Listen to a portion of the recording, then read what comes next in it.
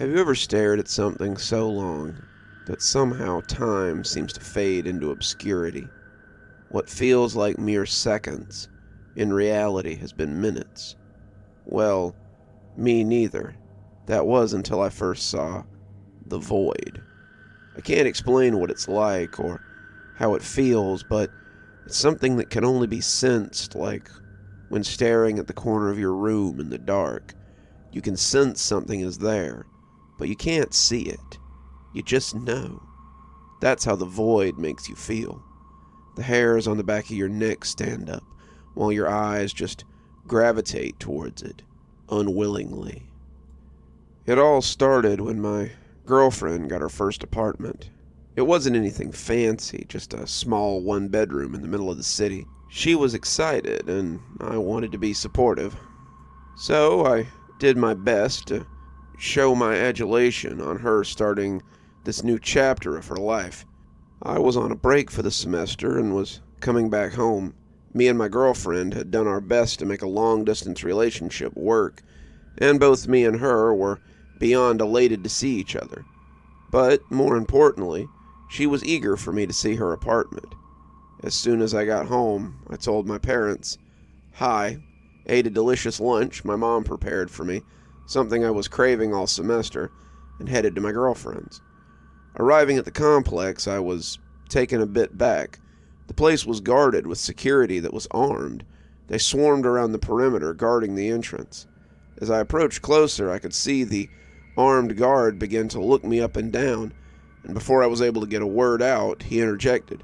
"Sir, no soliciting. You must leave the premises," the oversized man told me. The demeanor of the guard left me a bit bewildered, thinking perhaps I had the wrong place. I pulled out my phone to double-check the address, and to add to my confusion, it was indeed the right place. "Sir, please leave the premise," the giant man once again said. Still confused, I did my best to mutter out a coherent sentence, feeling intimidated by the man brandishing the rifle. My girlfriend lives here. Kimberly. I'm here to visit her. She lives in 4B, I told the stoic man, my voice shaken with apprehension. The guard remained silent and unmoving, all while staring at me intently, and several seconds passed by before he spoke. He radioed to whomever was on the other side of the receiver. "You're good. Please enter," the man told me, while now brandishing a bit of a smile, or perhaps a smirk. I gave him a little smile and walked past the guard as I entered the building. Something about the entrance, other than the usual circumstances, felt off. I could hear the most abnormal humming penetrating from the walls. I ignored it and walked towards the elevator, still jovial at the revelation of seeing my girlfriend. Approaching her door, I could still hear the humming engulfing me, as if a giant motor was filtering air. I knocked on the door and stood with anticipation. As Kimberly opened, all the worries that had inundated my mind evaporated into a cloud of emptiness, and all my attentions were set on the most beautiful woman in the world, my girlfriend. "Hey," Kimberly shouted, while jumping into my arms. I didn't even have a chance to respond. My voice was silenced as she showered me in an endless sea of kisses. She quickly pulled me into the apartment, continuing to chatter on about how she had been and how life was coming into place for her, but mostly she was talking about the apartment. As she walked me around for the grand tour, which only took about a minute, her rant continued on without a pause, and as my mind gradually began to drift a bit, my eyes locked onto her balcony. "You got a balcony?" I asked, with a bit of enchantment. "Oh yeah, I forgot to show you. Come have a look," she said, grabbing my hand and pulling me outside. I was a bit disappointed. I was thinking perhaps she had a scenery of the skyline. Instead, it was a direct view into the courtyard, a view she shared with all her other neighbors. I looked around at what seemed to be an endless sea of balconies. Staring at all the apartments above and below me was making me a little dizzy. "Whoa, I didn't realize the complex was so big. How many floors are there?" I asked, astonished. Kimberly just shrugged her shoulders, dismissing my question, and started pointing to her neighbors, gossiping about who she suspected to be a weirdo. My eyes followed her fingers, seeing that most of the balconies were vacant of anyone, but we only saw one person. It was a woman, just standing still and unmoving like some statue. She was leering down at the courtyard. That caught my attention since she was positioned in such an odd way. I looked down to see if I could make out what she was seeing, but to my dismay there was nothing. "What's she staring at?" I asked rhetorically. Kimberly abruptly stopped talking and realized who I was referring to. "Huh, I don't know," she told me, practically dangling over the top of the guardrail as she tried to figure out what the lady was gawking at. "Damn it, Kimberly, be careful," I said with frustration, pulling her back over. She stared at me curiously. "This whole place is a bit weird, isn't it? I mean, what's up with all the security guards outside?" I could see Kimberly's charming eyes drop with disappointment due to my criticism, her arms grasping at her waist with frustration. "So you don't like my place? Thanks. Those guards are here because some politician's kid lives here, or something like that. Honestly, it makes me feel safe," she told me, as she turned to walk back inside. I felt a knot turning in my guts, knowing that I'd hurt her feelings, so I approached her as she was still turning away from me and embraced her, kissing her neck. "I'm sorry. It's a great place. I guess it's just weird being back. I don't know," I said as I caressed her tenderly. She turned and looked at me with those enchanting emerald eyes. I could feel my heart skip a beat when she smiled. As night progressed, I tried to brush off the weird encounter with the balcony and just enjoyed myself with the love of my life. As we watched movies, I stayed the night and found it difficult to sleep. I lay in bed staring up at the ceiling as my girlfriend breathed deeply in her slumber. It was that humming. I could still hear it. I got out of bed and walked into the living room, grabbing at my head, feeling an intense pounding permeating. The sound seemed to be coming from outside. I walked towards the balcony cautiously and slid the glass door open, the moonlight showing the complex in a vibrant blue tint. I stepped out onto the balcony, hoping that the fresh air would relieve some of my anxiety. Instead, I was presented with the most frightening sight. The lady from earlier was standing on the same place, staring down at the courtyard. "Ma'am, are you okay?" I asked, directing my words towards the woman. She remained still and unresponsive, the surrealness of the situation sending a chill down my spine. That's when my caution morphed into a bit of terror. Through my peripherals, I noticed that there were now more neighbors on the balcony, all standing in that same emotionless stance. I turned to get a closer look at the others and realized that they too were staring down at the courtyard. As I stared at them with disbelief, one man turned his gaze to me, catching me completely by surprise. His expression was riddled with pure terror, defeat engulfing his eyes as they glistened in the moonlight from tears. I could feel him whispering something to me from across the courtyard, and as my brain did its best to put the words together that he was mouthing, I soon realized he was asking for help. I stepped back into the apartment, horrified, my retreating away from the moonlight balcony. "Hey!" I practically jumped in the air like a scared cat, my girlfriend having startled me. "What are you doing? Why'd you get out of bed?" Kimberly asked. I remained quiet for a few seconds, trying to recover my breath as it had escaped me, my heart still beating 1,000,000 miles an hour. "Sorry, I couldn't sleep. That humming was bothering me in the balcony." "Again with the balcony. Just don't go out there if it bothers you so much. What humming are you talking about? The air conditioning?" Kimberly asked angrily. I understood that she must have felt I was criticizing her apartment, so I didn't respond. We just went back to bed. The next morning, I went back to my parents' house under the guise of wanting to spend some time with my family. Well, at least that's what I told Kimberly.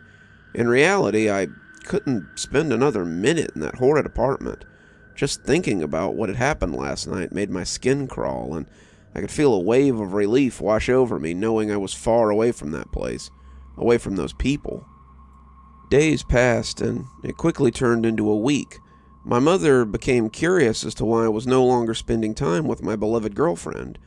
"I don't get it. Summer's almost over, and soon you'll have to go back to school. Why don't you spend the last week with her? Or did you guys break up?" I didn't know how to respond. In all honesty, I hadn't even talked to Kimberly in weeks. In fact, she hadn't even texted me or called me for some reason that left me feeling a little bit left out. The feeling of being perturbed quickly morphed into one of concern once I had the revelation of perhaps her neighbors had gotten her. Son, are you okay? My mom once again asked, disrupting my deep thoughts. Yeah, sorry, Mom. I guess I was sort of thinking about how fast the summer had gone by, and you're right. I'm going to go see her today, actually. We had a big dinner planned, I lied. No need to get her involved with this apartment nonsense, I thought. I reached into my pocket to retrieve my phone and nervously searched for Kimberly's number. I dreaded calling her, knowing what place she lived in, almost as if the complex could sense my fear. There she was, a finger press away from knowing if she was okay or not, but I waited and waited, time clicking ever so slowly, as I could hear my mother's footsteps in the background, almost urging me to dial. Click. The phone didn't even ring, it just went straight to voicemail. Somehow, in the back of my mind, I knew what had happened. The place wanted me to go there. It wanted me to rescue Kimberly. As I stood still, lost in my own contemplations, I couldn't explain anything other than divine intervention took control of my limbs, and with haste I made my way out the door into my car. I was going to save the love of my life. Arriving at the apartment, I noticed the armed guards were no longer present. I didn't see any movement of life outside at all, in fact. The complex was desolated. I could hear that dreaded humming from outside, the sound that was getting louder. I almost regretted my decision to come back to this place, but I had to save Kimberly. I cautiously made my way up to her apartment, and to my dismay, the door was wide open. The apartment was absent of sound or any light, darkness protruding out into the corridor. "Kim, are you there?" I called out. I breathed in deeply, swallowing my trepidation as I walked into the apartment. As my eyes adjusted to the dark, I wandered around, still calling out for Kimberly, and that's when I saw her. She was out on the balcony. She stood unmoved as her body cradled back and forth in one place, as her head was positioned down towards the courtyard. I quickly ran to her, grabbing her shoulders and turning her to face me, but her gaze was vacant. Her eyes glazed over. "Kim, answer me. What happened? Snap out of it," I demanded, as her tears began streaming down her face. She remained unresponsive, a bit of drool sliding down her chin. She was completely gone, and all I could do was embrace her, crying, wishing that she would come back. That's when I heard her voice. It was calling me to the courtyard. "Kim?" I whispered out, utterly confounded. I carefully looked over the balcony, my eyes crawling as it gazed down at the dark courtyard. All the neighbors were still in their same positions. That's when I finally saw it. It was something I'd never seen before, some sort of chasm that glowed. I don't know how I couldn't have seen it before. "I'm down here. It's beautiful. Come down here with me," Kimberly's voice told me. That humming, it was coming from that void, and now I couldn't look away, as I just kept staring into it. Kim's down there. I just want to be with her. I don't know how long I've been staring at it, but if you ever hear a humming, just know it's coming from the void, and whatever you do, don't stare into it.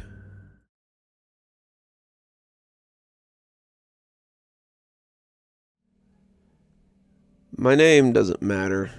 I don't know anywhere else I can post this. I do evictions and repossessions for landlords. I know, scum of the earth. That's why my name doesn't matter.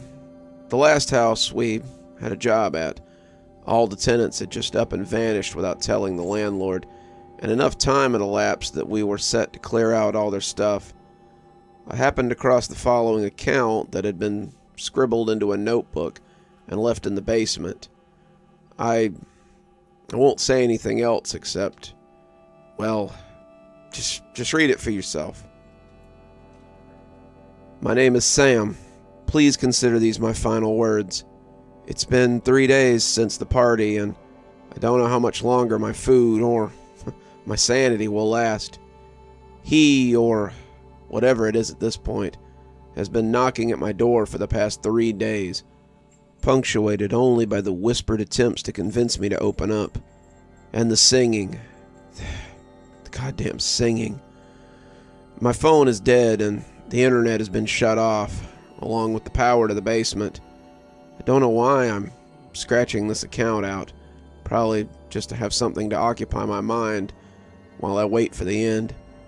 I feel like I should be scared, which at one point I suppose I was, but now it's just the constant dark, the endless knowing, the tiny flame from my lighter as I sit here waiting, just waiting. I live in a house with 3 roommates. Well, maybe 3, though I suspect none of them are left at this point.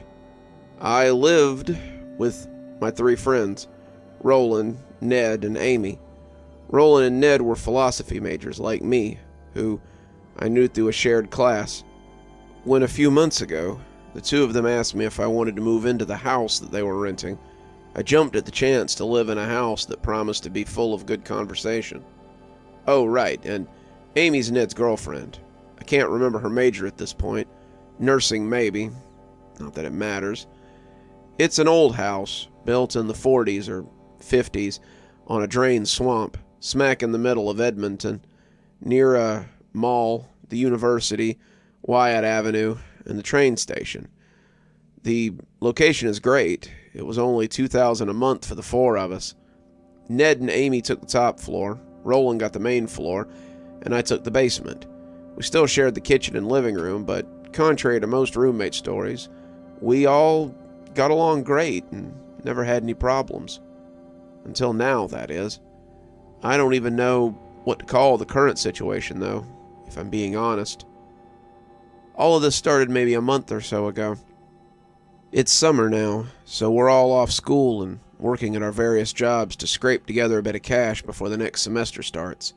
The extra free time had meant that we had time to start organizing the house a little bit better. In the back of the laundry room, tucked away behind the furnace, there's a door that's maybe 5 feet tall at most.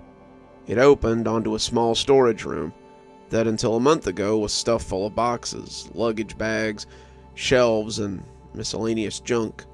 Roland and Ned wanted to clean the room out and make it into something of a secret hideout, calling it either the speakeasy or the bunker. It took Roland a few days, but quick enough the room was cleared and all the junk moved into the garage.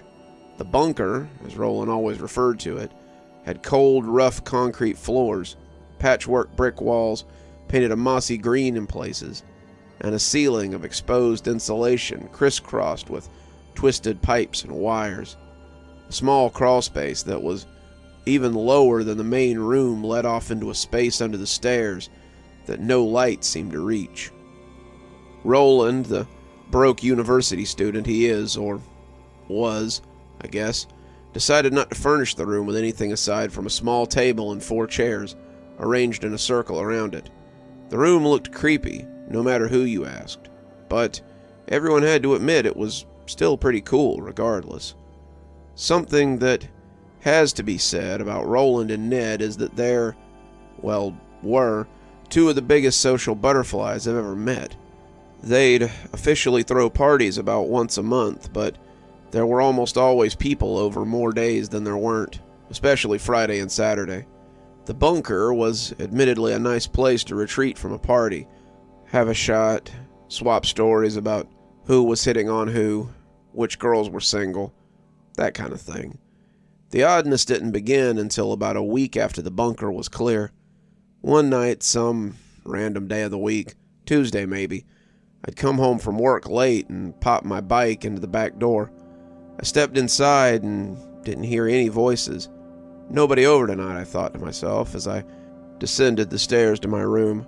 My rooms are technically a separate suite, so I have my own door that leads to my space, at the start of the hallway that leads to the furnace laundry room in the bunker. I stopped as I was about to put the key into the main door. Over the low humming of the furnace, I could make out a sound that was faint coming from down the hall.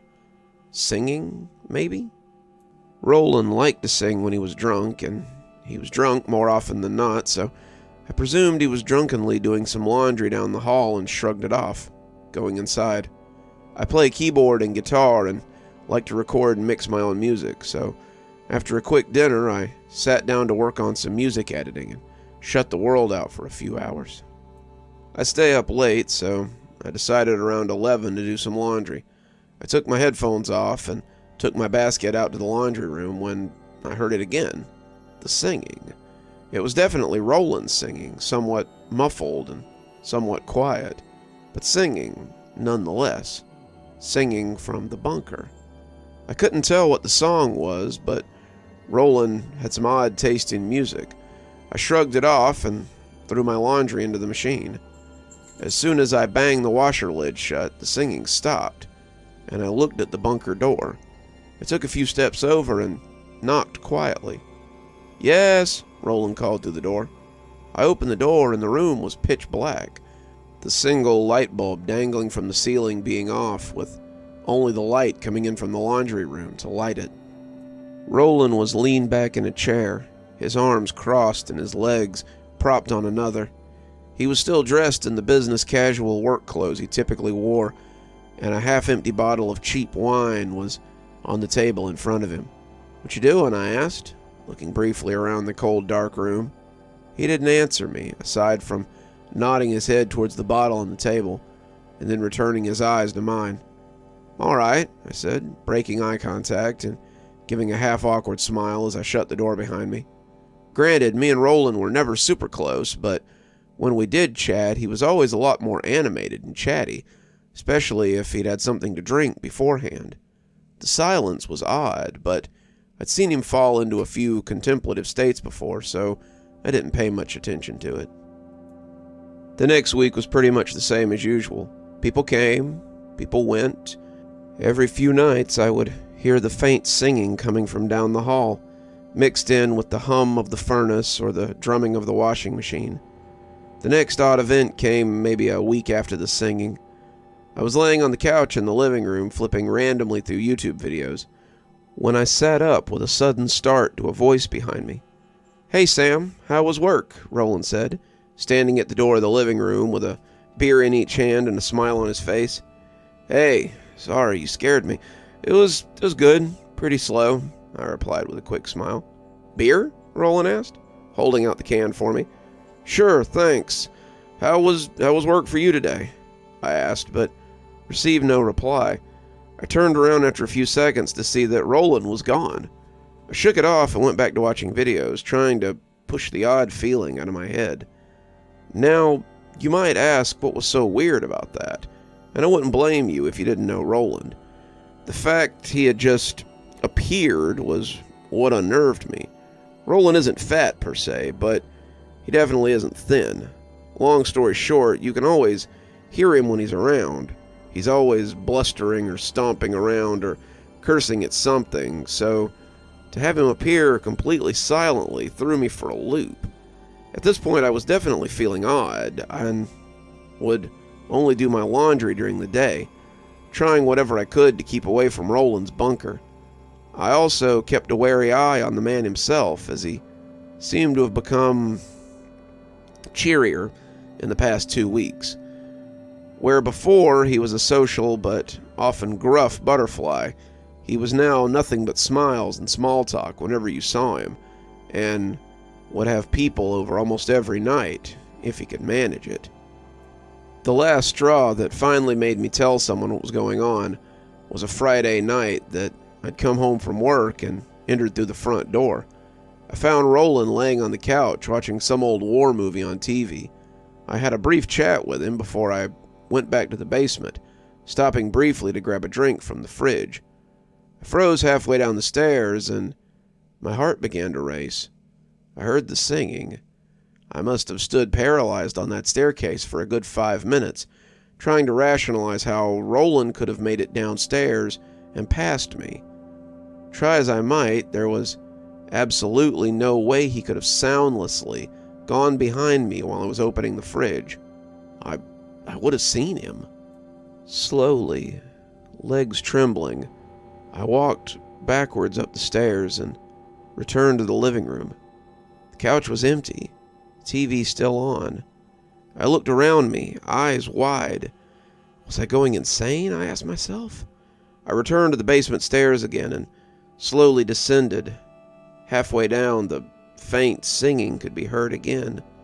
I fumbled in my pocket for my keys, hands shaking and slammed my door open so quickly that I surprised even myself. I immediately took out my phone and texted Ned and Amy, asking them if they'd noticed Roland acting weird in the last few weeks. Both of them replied that they hadn't really, aside from the fact that he seemed happier. They never heard the singing, I thought to myself. Ned knew Roland better than I did, so I asked if he could talk to Roland and ask him how things were going, to which he agreed. I felt a bit better at that point, after which doubt began to creep in. He's what? Happy? Quiet? And has started singing? What the hell is creepy about that? I couldn't rationalize my fear to myself. Something was off, though, but I couldn't put my finger on what exactly it was. As I got into bed, I received a final text from Ned asking where Roland was, and when I told him he was in the bunker, he replied that him and Amy would go chat with him. I woke up the next morning, having tossed and turned all night, unable to get to sleep, with one or two nightmares that consisted of nothing but Roland singing his strange song in his strange room. I emerged from the basement late in the afternoon and found my roommates all busily cleaning up the house. Right, Saturday, party night, I thought to myself. Everyone said good morning as I made myself some coffee, and Ned winked at me when the two weren't looking. I sighed in relief, hoping that maybe I wasn't crazy, and that Ned could fill me in later on how the conversation had went. I helped with some of the cleaning before parking myself on the couch to wait for the party to start. I lost myself binge-watching some shows on Netflix. By 9 o'clock, the party was in full swing with maybe some 30 or 40 people over at the house. People were in the backyard having a fire. Some people were listening to records in the living room, and I'll admit I was pretty buzzed at that point. After chatting with the people around the fire for a bit, I got the impulse to bring out my guitar. And before you say it, I know, I'm one of those guys. I stumbled back inside and made it halfway down the basement stairs before my heart turned to ice in my chest and my stomach dropped. It was the singing, but it wasn't just one voice. It was three. It sounded as though Amy and Ned were both down there, joining in the chorus. No, I said to myself as I rushed back upstairs. The room spun around me as I rushed back into the kitchen where someone asked if I was all right. It wasn't just someone who asked if I was all right, though. It was Roland. They say we all cope with fear in different ways, sometimes in pretty stupid ways, and the way I coped that night was by drinking myself into oblivion. The rest of the night became a blur as I poured as much alcohol into my stomach as I could possibly manage. I faintly remember hearing Roland tell a few people at the party that they should check out his bunker, but as far as I could remember, I was too gone to care. I woke up the next day with the sun shining bright on my face. I'd slept in the hammock out back. I checked my phone to find that it was almost 2 o'clock in the afternoon, and saw a few texts from my friends saying what a great time they'd had last night at the party. My head was pounding, and when I stood up, my stomach immediately betrayed me, and I puked all over the ground. I managed to stumble back downstairs through the mess of empty beer cans and solo cups that littered, well, everything, and made it to my bed. My back hurt, my head hurt, my stomach hurt, everything hurt. I fell back into a terrible sleep that was nothing but nightmares. Nightmares of strange singing from the strange door, with infinite voices, the voices of the entire world joined to the chorus, drowning out my smallest thoughts. It wasn't a dream. God, I wish it was a dream. I woke up again when it was dark. It was pitch black outside of the tiny basement windows, but the noise was overwhelming. The singing of dozens of voices was echoing throughout the entire house. I tried to turn on the lights, but they didn't work. I checked my phone. No internet, no signal, no nothing. Just singing. The singing of 40 voices was joined together, but unlike before, it wasn't coming from the bunker. It was coming from right outside my door. I stood before the door and let the tidal wave of fear and sound wash over me, which was interrupted by a knocking at the door. Sam, come have a drink with us. I want to show you something in the bunker. Everyone says it's awesome. Roland's voice echoed through the house, barely audible over the swelling chorus. That was 3 days ago. The knocking starts back up every hour or so, and Roland's voice rises over the chorus to invite me out into the hallway. The sun doesn't come up anymore. The singing never stops now. It's always dark outside the windows. My phone's dead, my computer's dead, there's no power. I'm not even scared anymore. It's too loud to sleep, it's too loud to be scared. My lighter's running out of fuel, so pretty soon I won't even be able to watch the dancing little light in my hand. I don't even know why I wrote all this. They've started singing to me recently, but it's not even singing anymore. It's just the same chorus, over and over and over again. Where, oh where is Quiet Sammy? Quiet Sammy can't be saved. Where, oh where is Quiet Sammy? Quiet Sammy, quiet grave. That's me. I'm Sam. Quiet Sam.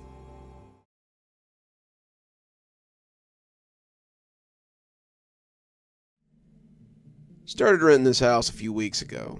It was a nice 2-bed, 1-bath with 2-car garage, sizable driveway. The grass was in good health, and the wooden fence was always painted a bright, clean shade of white every few weeks. It was like a house from the 50s, because it was. There was something charming about it. Wooden paneling, the porch with the backyard deck, grill, cozy little shack out back full of tools, and the lawnmower. I was allowed to rent this out for as long as I needed, so I could write a report about a murder. One that just so happened to have taken place in this very house. Back in the 60s, a couple lived here. They were crazy about each other, and about some of the neighbors as well. For over 2 decades, they poisoned, stabbed, and shot various other families. It was never clear why they did it, or what motivated them to do it in the first place. In the end, it was chalked up to pure insanity. A pair of psychopaths married together. They had a son and a daughter, but the grandparents had taken them out of the household after finding out about the first murder. They kept it quiet, of course. The house has been turned into a sort of museum and rental space over the past few years.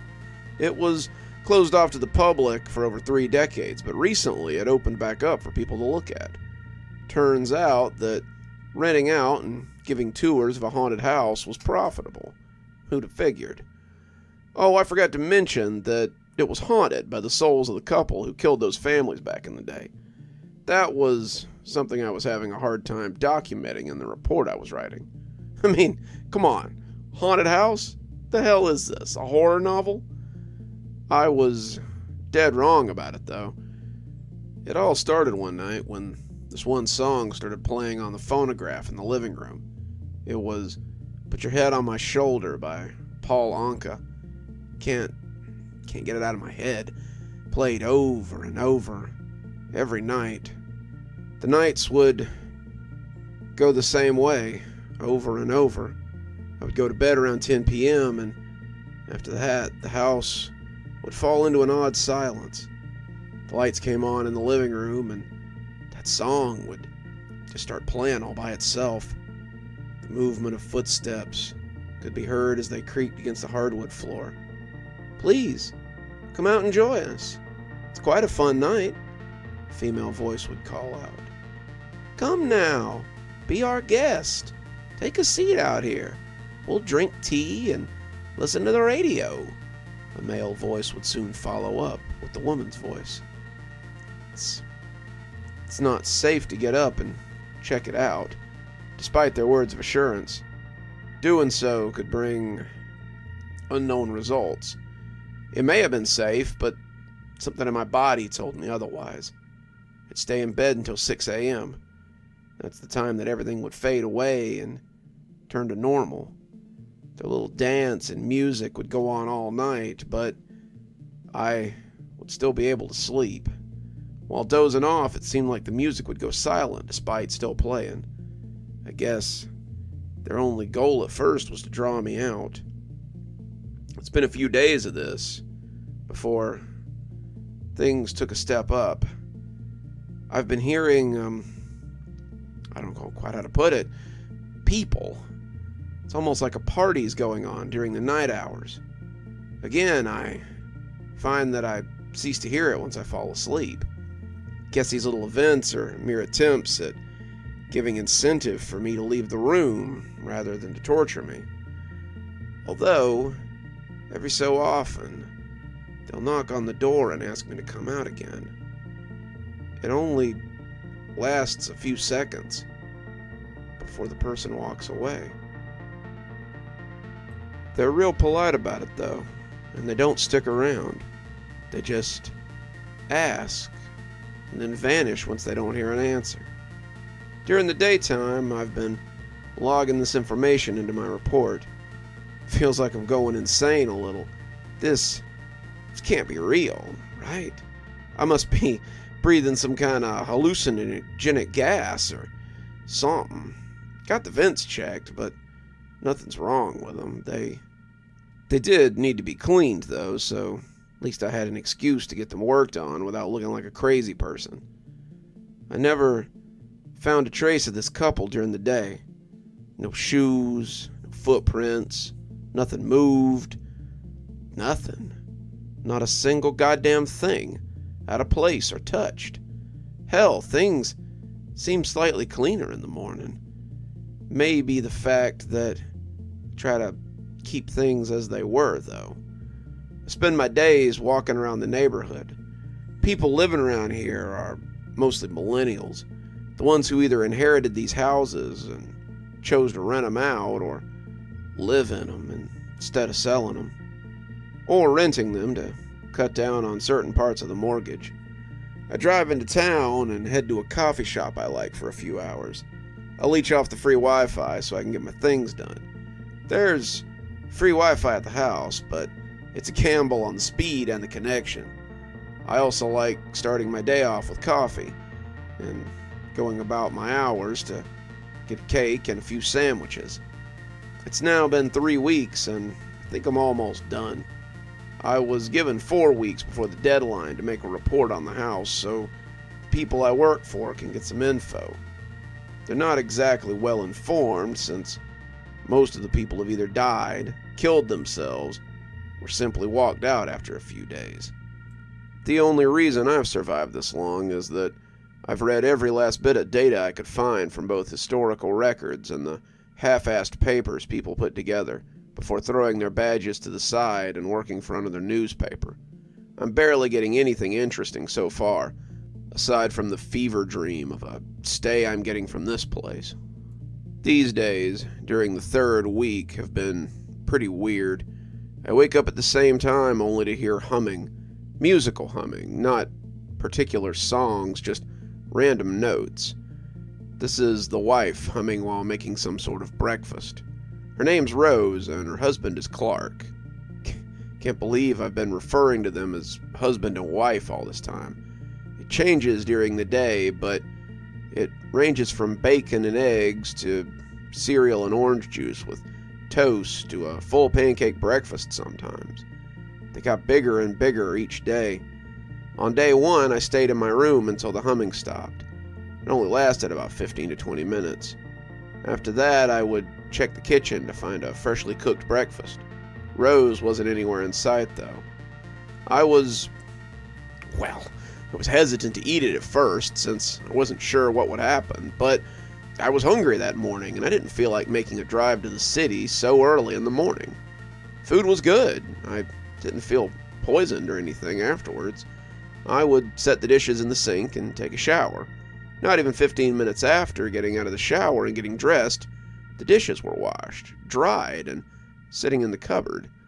I'm honestly not sure why people have been dying or quitting this trip.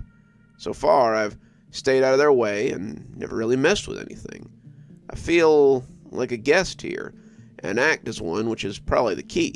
You can't live here, merely stay for a certain amount of time. I don't know how long that time frame is, though.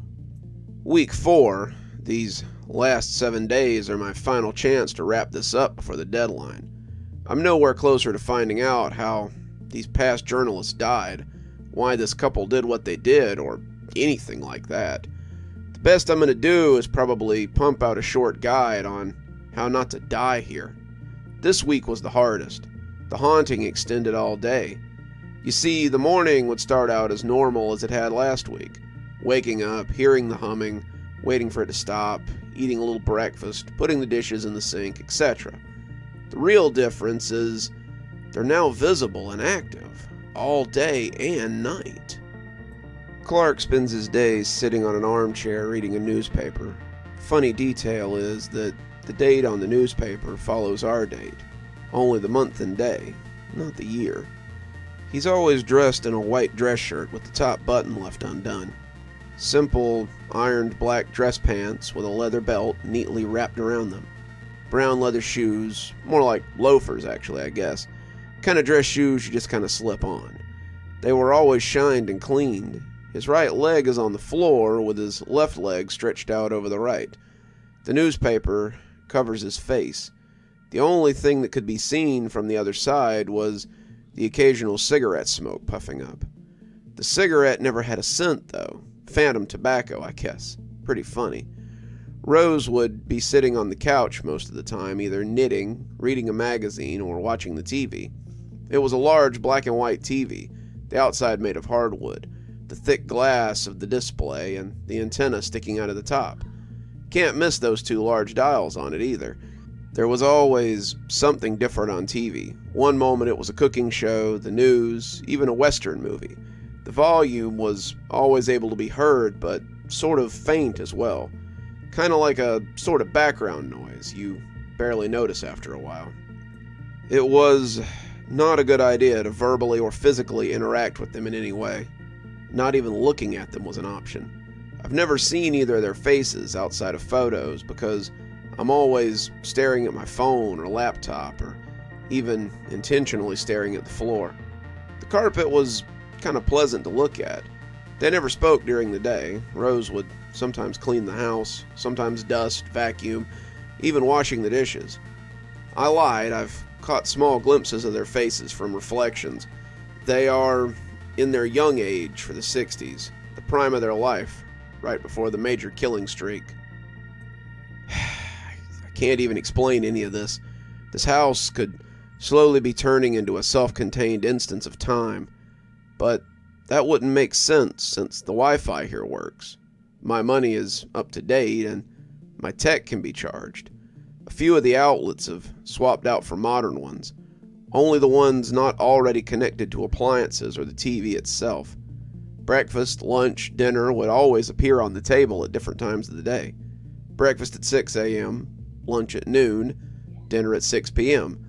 I would always eat in silence and put the dishes in the sink. I've tried rinsing the dishes before at least, but the water never touches them. I don't know how to explain it, but I would turn on the water and it would just phase through the dishware. I gave up after one day. Well, this is the final day. I'll be scheduling this report to send itself in a few hours. I don't even want to manually do it since I'm rinsing my hands of this whole worthless paper once I leave. There was one thing I wanted to check out though. I'm gonna continue this bit on my phone. I always wanted to check out the basement. I forgot that it even existed this whole time. The door wasn't blocked or locked, luckily. The door just opened up, but the light bulb turned on for about a second before blowing out. It didn't actually explode or anything, but the light sort of just flashed and burned out like a flashbang. The steps are quite loud as they creak. I'm not sure what that smell is, like a mixture of gas and rotten meat, maybe? The door just closed itself, the only light I have down here from my phone flashlight. There's some kind of red puddle leading to a room down here. I don't like it. I'm writing this live so my boss can read it. Yeah, I know, hard to believe I'm actually being productive. The puddle's blood. There's a body down here. No, wait. There's multiple bodies down here. I can see dozens or even hundreds of flies just covering these bodies. I think I recognize some of the badges around their neck. All of these bodies smell fresh. Is time frozen down here or something? Shoot! There's footsteps coming down here. I'm squeezed behind a broken down fridge. Maybe Clark will give up his search in a few minutes. My 911 alert just failed. This one message will probably be the last thing that'll automatically upload. I think I just made a horrible mistake. I wasn't supposed to come down here. If you're reading this, please call for Connection lost. Report upload incoming. I recently got to rent out a house from the 60s. The house was famous because of a couple that used to live here from the 60s to the 80s. They were known for killing people and families during that time period before finally being caught by the police. These were the things I've learned during my stay in this house. During the first week, there will be dancing. From 10 p.m. to 6 a.m., there will be activity in the living room. The couple will appear out there and dance to a song called Put Your Head on My Shoulder, along with a few others. They will assure you that it's fine if you come out and join them. Don't do it. I've never attempted, so I don't know if anything happens. But trust your gut.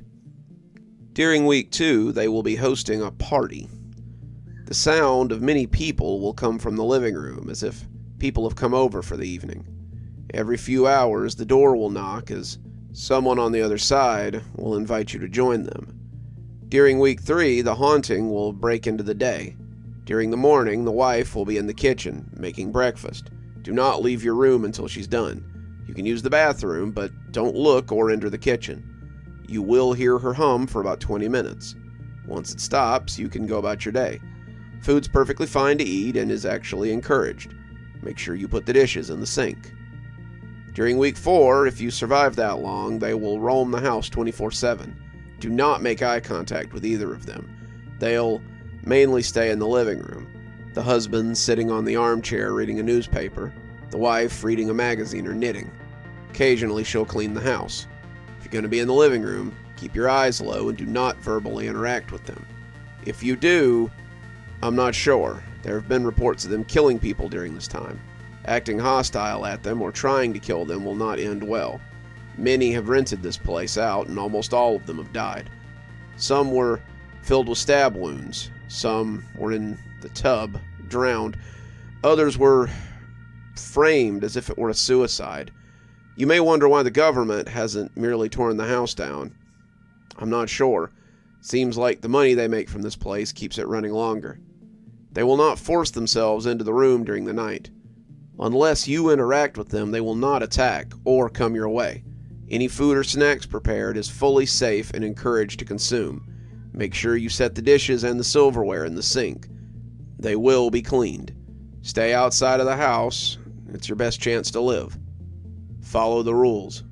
You might make it out alive.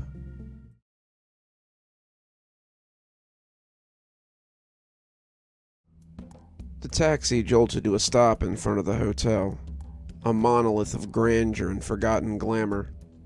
I paid the driver and stepped out, scanning the facade that had stood the test of time, hiding within the walled secrets that the city had tried to bury. My name's Michael Turner. I'm a detective by trade and obsession. I guess you could call me grizzled, hardened by years of chasing shadows in this unforgiving city. Today, I was to face an enigma that had danced just out of reach of law enforcement for decades. Room 313. As I walked towards the ornate entrance, memories of my last failed investigation ambushed me. I blinked against the sudden sting in my eyes. Emily, my partner and the more optimistic half of our duo, was gone. Our last case had taken her away, stolen by a faceless criminal we'd never managed to apprehend. Her loss was a wound, fresh and raw, and it had only served to drive my determination deeper. Not for revenge, but for justice, for answers. And that's what led me to room 313. Check-in was smooth. The concierge barely betrayed any surprise when I requested the key to the infamous room. His eyes held a flicker of something, though. Pity, maybe fear, doesn't matter. I grabbed the key and headed towards the elevator, the gleaming brass number 313 engraved on it, a constant reminder of my purpose. The hallway leading to 313 was surprisingly mundane. The carpet was dull, nondescript patterns that seemed completely at odds with the stories tied to it. It reminded me of the countless crime scenes I'd been to over the years. The mundane, wrapped around the macabre. Reality, dancing a deadly waltz with the unseen.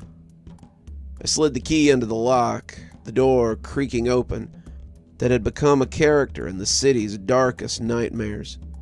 I dropped my bag by the bed, the simple action resonating in the silence. Room 313. How many lives had it claimed? How many stories had it silenced? Each death was a question, each victim a mystery.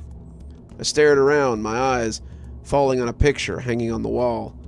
It was an old black and white shot of the hotel in its heyday, a beacon of opulence and power, now a monument to death. I moved to the window, staring out at the sprawling cityscape. Lights twinkled, life moved on, oblivious to the room of death I now occupied. I couldn't help but think of Emily. Would we have cracked this case together? The thought was bitter, the loss suddenly immeasurable. After setting my bag down, I began the initial survey of room 313. My eyes swept across every inch of the room, every corner, every crevice, looking for clues. Anything could be a clue, a piece of a decades-old puzzle that had eluded so many before me. As I walked deeper into the room, I couldn't shake off the cold draft that seemed to follow me. It wasn't a steady, natural current, but erratic gusts that made the thin curtains flutter like disturbed spirits. I went over to the window, expecting to find it slightly ajar, but it was sealed shut, the paint around the edges thick and uncracked. The chill wasn't coming from outside. It was emanating from within the room itself. There was a peculiar hum in the air, a low, throbbing vibration that tickled the back of my skull. It was almost imperceptible, drowned out by the muted sounds of the city below. But in the quiet moments between the distant honks of traffic and the occasional murmur of hotel staff in the corridors, I could hear it, persistent, unyielding. Next came the lights. They flickered with a life of their own, dancing shadows across the wall in a haunting ballet. Initially, I chalked it up to the hotel's old wiring, but there was a rhythm to it, a pattern that sent shivers down my spine. They seemed to react, dimming when I ventured towards certain corners, brightening when I approached others. And then there was the noise, soft whispers that drifted through the room, incoherent but palpable. A sudden clattering like something metallic dropping on the floor, even though nothing seemed out of place. The distant sound of children's laughter, chilling in its mirth. None of it made sense, yet all of it set my nerves on edge. I spent hours documenting everything. The cold drafts, the lights, the sounds. My recorder never left my side, a faithful companion that captured the eerie symphony of room 313. Yet as I sat on the edge of the ancient bed, the weight of the room's history pressing down on me, I felt a flicker of doubt. Could I really do this? Could I solve a mystery that seemed more rooted in the supernatural than the physical? As darkness fell and the strange noises of 313 grew louder, I slipped into a fitful sleep. With it came the dreams, though dreams feels like too soft a word. These were nightmares, woven with the tragic tapestry of room 313's history. Each night I found myself in a different area, witnessing events that I knew were reenactments of the murders that had made 313 famous. I was there, but not as myself, rather an invisible bystander, forced to watch the horror unfold with grim helplessness. One night I stood in the room as it was in 1940. I watched in horror as a woman in a flapper dress was strangled by an unseen force. Her terrified eyes locked onto mine as she clawed at her throat, her gasps for air growing weaker until they were no more. Another night I was back in the 60s. A businessman was pacing nervously in the room. Suddenly the lights went out, and when they flickered back, his lifeless body lay sprawled on the floor, his eyes wide open in an eternal stare of fear. Each dream was a horrific puzzle piece, a chilling glimpse into the atrocities that Room 313 had witnessed. They weren't just dreams. They were echoes of the past, reaching out to me, pleading for me to uncover their truth. While they provided crucial insights into each murder, they also took a heavy toll on my mental health. I'd wake up in a cold sweat, my heart pounding, the echoes of their final screams still lingering in my ears. Each morning was a struggle to pull myself together, to remind myself of the task at hand, of the justice these souls deserved. The boundaries between sleep and wakefulness started to blur, and the shadows of Room 313 seemed to creep into my consciousness, even during the day. The constant whispering, the flickering lights, the reoccurring nightmares began to gnaw at my sanity. My hands shook as I pored over my notes, the victims' faces merging into one another, their terror becoming my own. The distinction between night and day began to blur in Room 313 as the supernatural happenings became my reality. The room, like an entity in its own right, started revealing itself to me. Ghostly apparitions began to manifest during the waking hours, their eternal forms flickering in and out of existence, like phantoms caught in a limbo between the past and the present. A spectral woman in a flapper dress would point to a hidden compartment under the bed, leading me to a pearl necklace, her eyes filled with a desperate plea. The translucent figure of the businessman from the 60s would appear next to the window, his hands reaching out towards the view outside, where a long-forgotten sign revealed the name of his company. Each apparition led me towards clues, their spectral guidance a chilling beacon in the darkness. As I pieced together their stories, their ties to Room 313, an eerie pattern began to emerge. The victims, all from different eras, shared one commonality: their birthday. Strange enough, it was the same as mine, a chilling coincidence that sent a shiver down my spine. It was as if 313 had chosen me, not just to reveal its secrets, but also to tie me to it in a deadly narrative. It seemed impossible, surreal even, but the evidence was right there. Birth certificates, diaries, newspaper clippings, all painting a chilling picture of shared fates and cursed timelines. It was like a dark thread spun from the loom of destiny, binding all of us to Room 313. My heart pounded in my chest as I sat amidst the clues, the links, the ghostly echoes of shared birthdays.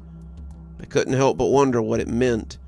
Was I just another character in this twisted tale, my fate tied to Room 313, just like the victims before me? Or was I here to break the cycle, to finally shed light on the dark enigma that had claimed so many lives? As I delved deeper into the mystery of Room 313, an undercurrent of unease grew stronger, wrapping itself around the room like a chilling shroud. The once benign whispers turned into malicious growls. The temperature dropped dramatically, and an ominous feeling of being watched began to haunt me. One afternoon I was flipping through a victim's diary, and the room's chandelier began to swing violently, almost as if in protest. Before I could react, the heavy fixture plummeted down, crashing onto the spot where I'd been sitting seconds ago. The close call left my heart pounding in my chest, my mind grappling with the reality and the danger I'd narrowly avoided. The very next day, while I was studying the faded pictures of a victim, an icy gust of wind whipped through the room, extinguishing the lights. The darkness was suffocating, impenetrable. A floorboard creaked, followed by a muffled sound of an approaching entity. I held my breath, feeling an intangible presence closing in. As a searing pain shot through my arm, I ignited my flashlight, revealing a shard of glass slicing into my skin.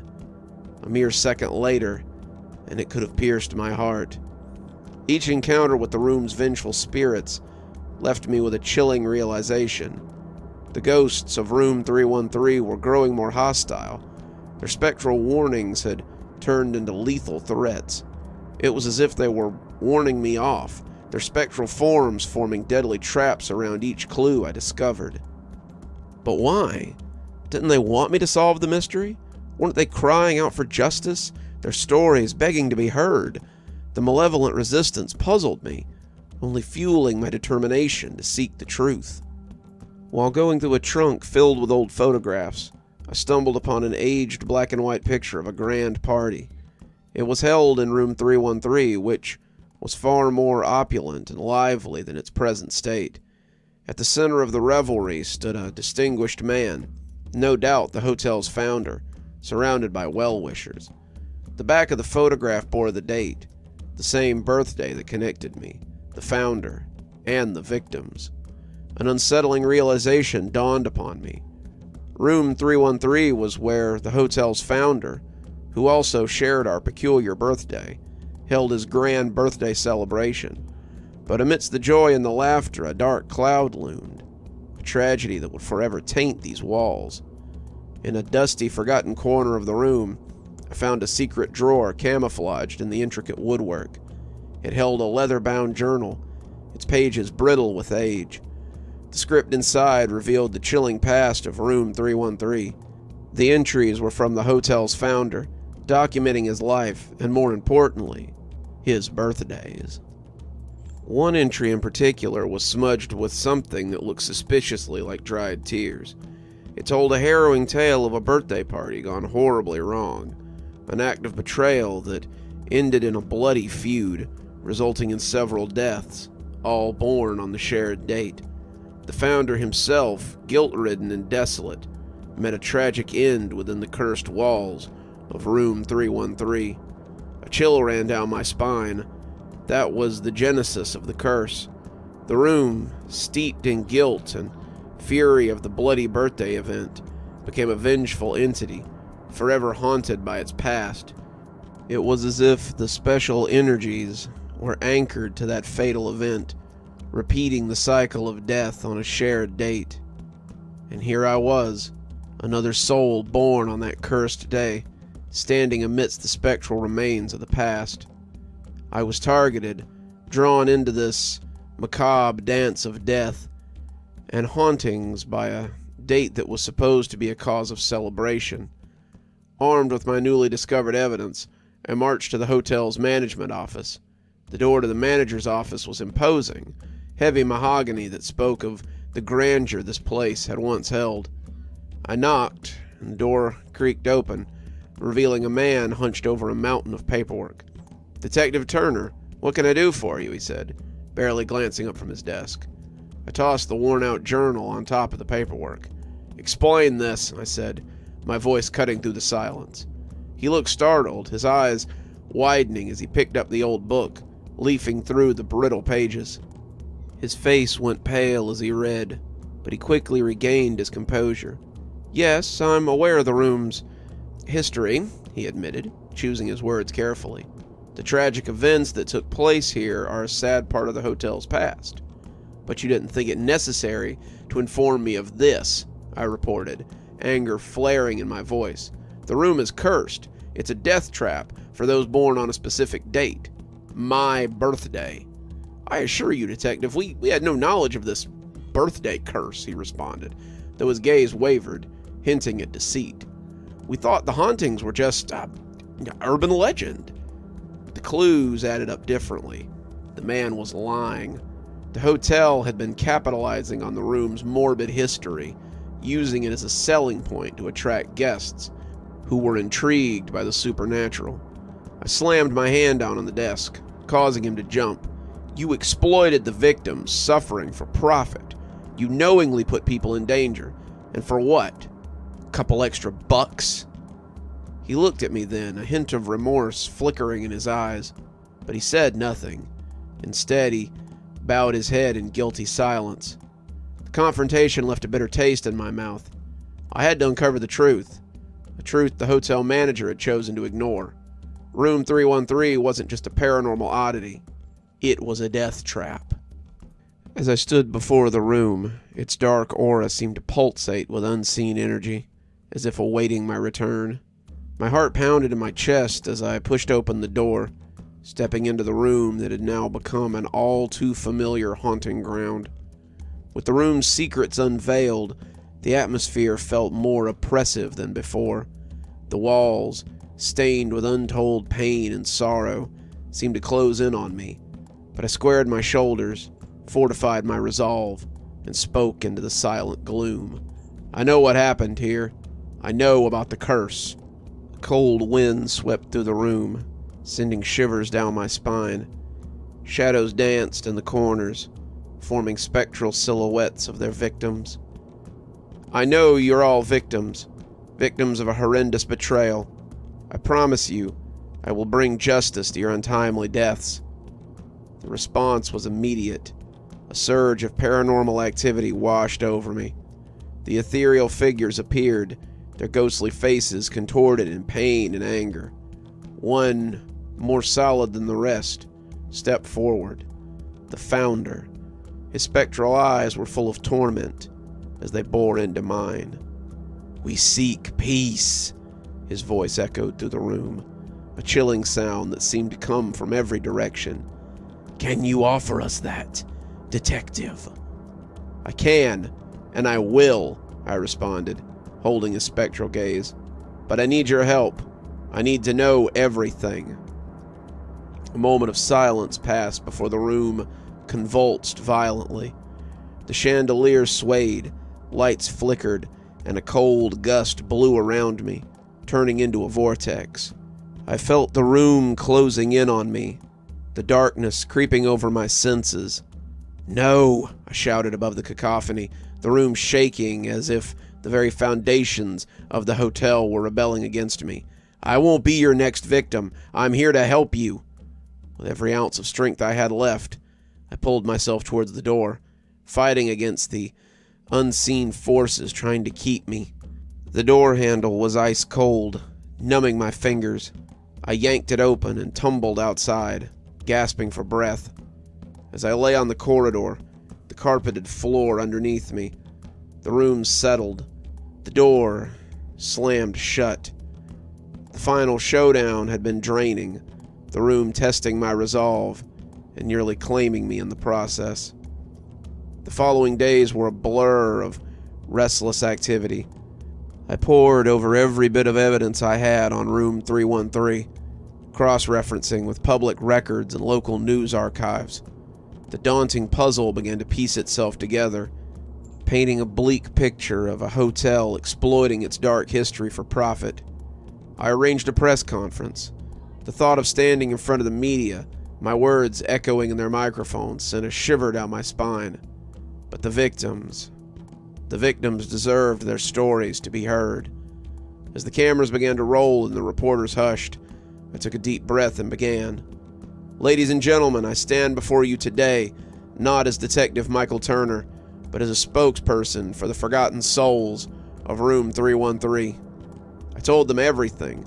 The birthday curse, the victims, the spectral encounters, most importantly, the hotel manager's role in exploiting the tragedy.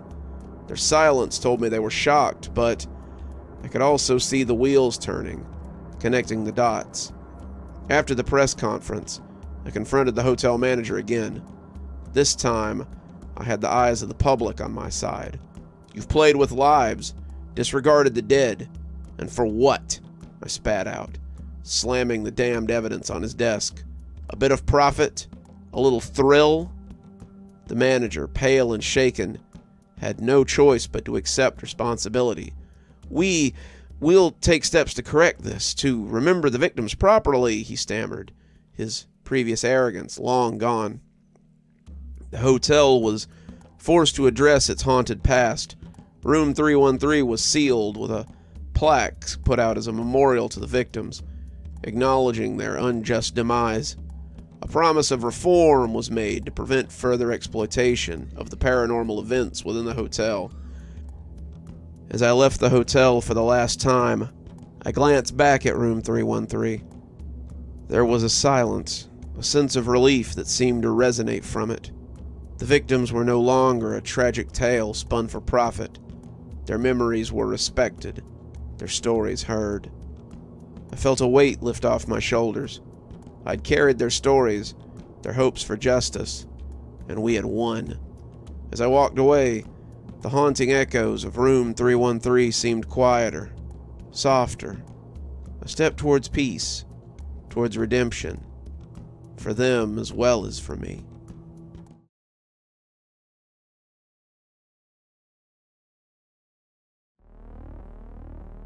I always wanted to be a writer, ever since I was in second grade. Over the course of my life, I got pretty good at it. Even got to the point where companies were paying me large salaries to take their ideas and turn them into stories and ad campaigns. By the time I was 30, I generated millions of dollars, spun up a portfolio that could land me any job, and made a name for myself in professional writing circles. But there was one thing I was missing: the ability to come up with good ideas. Now, you may think that in my position, that didn't matter much. Companies gave me the ideas, I brought them to life, and I made a lot of money doing it. Why did my lack of ideas really matter? They mattered because money didn't matter to me. Ideas did. I didn't want to be a professional writer. I wanted to be a creative one. I wanted to tell stories that chilled my readers, turned their stomach, broke their hearts. I wanted to create characters that men secretly cried over, and women openly lusted over in their book clubs. I wanted to paint settings that kept children up at night and drove movie producers crazy. I wanted to be the best storyteller. The only way to do that was to come up with winning ideas. But I didn't have any, so I looked for them in prompt workbooks. I even stole them from other authors' stories. I went to the workshops and watched as my peers spent their time while I stared at blank papers and laptop screens. Nothing worked. My ideas were either soft and boring or unrealistic and uncompelling.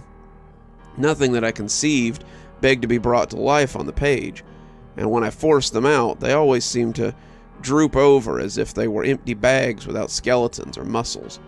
They were husks without any of the human stuff that held a real person up. Unlike me, they didn't even have the disappointment or self-pity to stand on their own. I was 35 when my pathetic inability to come up with ideas finally overwhelmed me. I didn't remember exactly what caused it, but I was on my way home from yet another writing workshop with the local Writers Guild when I decided that my life had grown meaningless. I was going home to craft a story, and if I couldn't do it, I was going to take my own life. That, I decided, was at least a creative story that someone would remember. You might suspect that the ultimatum gave me a sense of fear, but for the first time in my life, something clicked. There were stakes, and I felt the strange brush of a story pass over me, gently hitting my cheek with its tail. It was gone before I could grab it, but once again, for the first time, I knew that it would come back. It had responded to the stakes. I sped the rest of the way home, eager and gleeful to see which way the story would unfold. Would the hero pass the test, or would he fall into darkness? I didn't know. I couldn't wait to find out. I nearly knocked down my front door in a rush to get to my desk. I didn't even bother to turn on any lights as I thundered upstairs and down the hall to my bedroom, all the way in the back. I even tripped over my cat, who was so startled by the change in my normally lethargic state that he was caught in a panic trying to figure out which way to run. Once I was in my bedroom, I lit a candle, opened my laptop, and felt all the momentum drain from the tip of my fingers. What was I going to write about? I hadn't had a single idea on my way home, but I'd felt them swimming around. They'd called out to me again and again, "Come to me, take me, expose me to the world." For the first time, they wanted me, but they were teasing little things, and Now that it was time to get to business, they were hiding. It didn't bother me, though. I'd heard the whole spiel before. You had to start writing, and the story would come. So that's what I did, and they did start to come. I could feel them again, little threads brushing my cheeks, my arms, my hands, but I couldn't see them. They kept hiding just beyond the veil of reality. I could almost hear them laughing at me like little sprites, making childish bets among themselves about how long I would keep trying until I gave up for the last time. Well, I wasn't going to give up, I decided with a huff, but suddenly the stakes didn't feel so thrilling anymore. Instead, the reality of what I'd promised inflated in front of me, and I realized that I was going to tell a story one way or another, and I didn't want to tell the story I'd leveraged as collateral. But I didn't have a different story to tell, and I wasn't sure how long it would take me to make one, if I was even capable. But that didn't really matter, did it? This was going to end, one of two ways. I drummed my fingers on the desk for a while. Then I typed in random keys until I had a page full of J3R, 3R, 9S, and other random characters. But that didn't turn into a story, so I opted for a classic, Once Upon a Time. What came after that? I wasn't sure. I kept fidgeting with different things on my desk until my candle started to sputter, and I looked up to find that the wick was drowning in melted wax. I'd been sitting here wrestling with my ideas for hours, and all I had was a page full of random letters and numbers. I put my hands on my knees, preparing to stand up. Then I remembered my ultimatum. I wasn't ready for that yet. I'd felt the idea swimming by just hours earlier in the car. This was my chance to pin them down, and I wasn't about to get up, no matter how bored or hungry or thirsty or hopeless I felt. Plus, I didn't particularly want to die. I'd just said it because it felt story-like, and I hoped it would kickstart my creativity. With that in mind, I settled back down and tried to start my first sentence. I wrote, deleted, wrote again until I lost count. Finally, I had a first sentence when my eyes were starting to seriously droop, and the yawn became more and more frequent. I looked at my watch. It was 2 o'clock in the morning, far past my bedtime, but I was starting to feel it again, the wisp of a story thread brushing my cheek. I had a first sentence, and it was time to get to work. I kept writing. The progress was faster than ever before. By 4 a.m. I had 2 pages. By 5 I had half of another. But by 5:15 I was starting to slow down. My head was bobbing back and forth, and every few minutes I would wake up, surprised that I'd fallen asleep. I tried my best to look at the screen, but it was blurry. So blurry that I couldn't even read the words. It was time to go to sleep. I stood up and my legs gave out, sending me elbow first onto my desk. But I didn't feel it. The only thing I felt was joy. I'd done it. I had an idea. By this time, I didn't even know what it was about anymore, but I had an idea. I stumbled back down the hallway to the kitchen to get a glass of water. My cat protested loudly. He might have been hungry, but I couldn't really tell. I'd kept my door closed the entire time I'd been writing, so I hadn't seen him much. In the kitchen, I filled a glass of water and was halfway through gulping it down when I froze, letting the rest dump down my chest. "Peekaboo," slithered a dark, playful voice from the shape that had frozen mid-gulp. "Giving up so soon, are you?" I stared back at the 2 shining eyes, the only indication that something had been sitting on the couch in the first place. The shape stood and walked towards me, with a slow, deliberate pace. The next great American author, standing in his kitchen, a brilliant book sitting on his screen, just waiting to be finished, but he's ready to call it quits. By now, the figure was on the edge of the shadowed, carpeted square that made up my living room. He took another step, exposing a long, thin, suited leg. "Ah, it's 'cause you don't remember me, do you?" With that, the figure stepped out into the slat of gray morning light, making its way into the kitchen by the window. I stumbled backwards at the sight, but there wasn't far to go. My back was already against the sink. The thing that stepped out was no man, though that was the closest description anyone would have given. It was tall and skinny, almost to a sickly point. It wore a suit that was at least one size too big, so that the shoulders were too wide, the jacket too baggy, the sleeves too long, and the pants fell in rolls of fabric at his shoes. The only thing remotely normal about it was its face, which had the uncanny look of someone who could only be human, but on the very verge of being called so. It had a sharply contrasted jawline, huge cheekbones, overly tight lips, and sharp, bright eyes. Besides the thin, stringy hair that fell over its shoulders in unkempt, flat locks, the smile was the most memorable feature. It was a smart smile, devious and genuinely malicious, the kind of smile you'd see before someone completely innocent gets unfixedly hurt. "How are you gonna do it, Nathan? I've been sitting on the couch, brimming with ideas." "Oh, I'm sorry. Was that insensitive? What I mean is that you have options. You're clearly ready to exercise them, since you're in here. Come, sit down with me and we'll talk them out. I'm thinking grand." It gestured with a long, outstretched arm, motioning as if it wanted to put its arms around me and guide me like a friend. "Remember, this is your story moment." By this point, I had already backed myself onto the corner without realizing it, and now I must have looked like I was trying to pack myself into one of the cabinets. "Nathan," it started again, taking another step forward. Forgive me. My manners astound me sometimes. I didn't introduce myself." It bit its bottom lip and flashed its same grin. "My name is Promise." I leapt back down from the counter and sprinted down the hallway, where I threw the door closed and jumped onto my bed. Promise's chuckle echoed down the hallway. "I guess you're gonna keep working on that story, huh?" it called after me. I was nearly hyperventilating when I sat down at my desk again, but at least my eyes weren't blurry anymore. My mind and body were wide awake, although I wasn't entirely sure what had just happened was real. But what else could it have been? I asked myself sharply. Something was in my house. Something had been sitting on my couch, mocking me. Something that wasn't entirely human had just introduced itself to me. And it knew about my ultimatum, my promise. I breathed out, putting my face in my palms.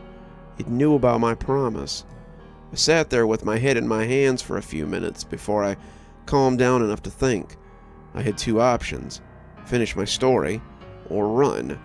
I wasn't sure that running would help, so I slid off the bed and walked back over to my desk. I scrolled back up to the top of the page and started to read so I could get back on track.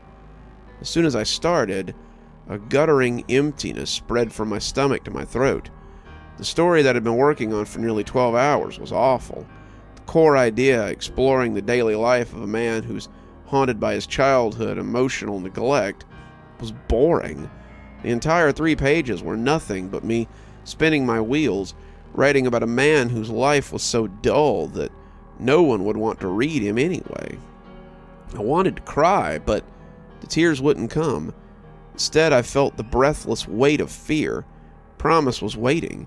Promise was eager for me to come out again, because he must know. He must know that my story was flat. He must know that my character was lifeless. He must know that I had no story kernel or any other idea that the other writers were always seeming to have. He could probably read my story right now, I thought with wild certainty.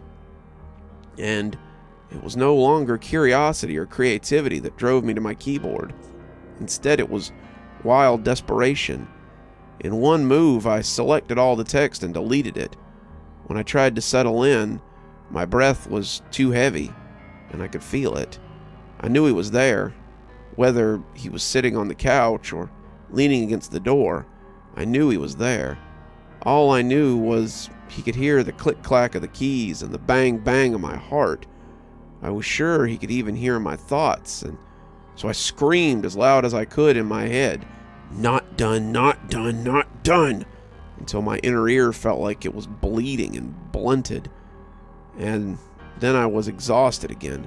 No energy, no ideas, just an ever-dulling knowledge that I had to finish this story.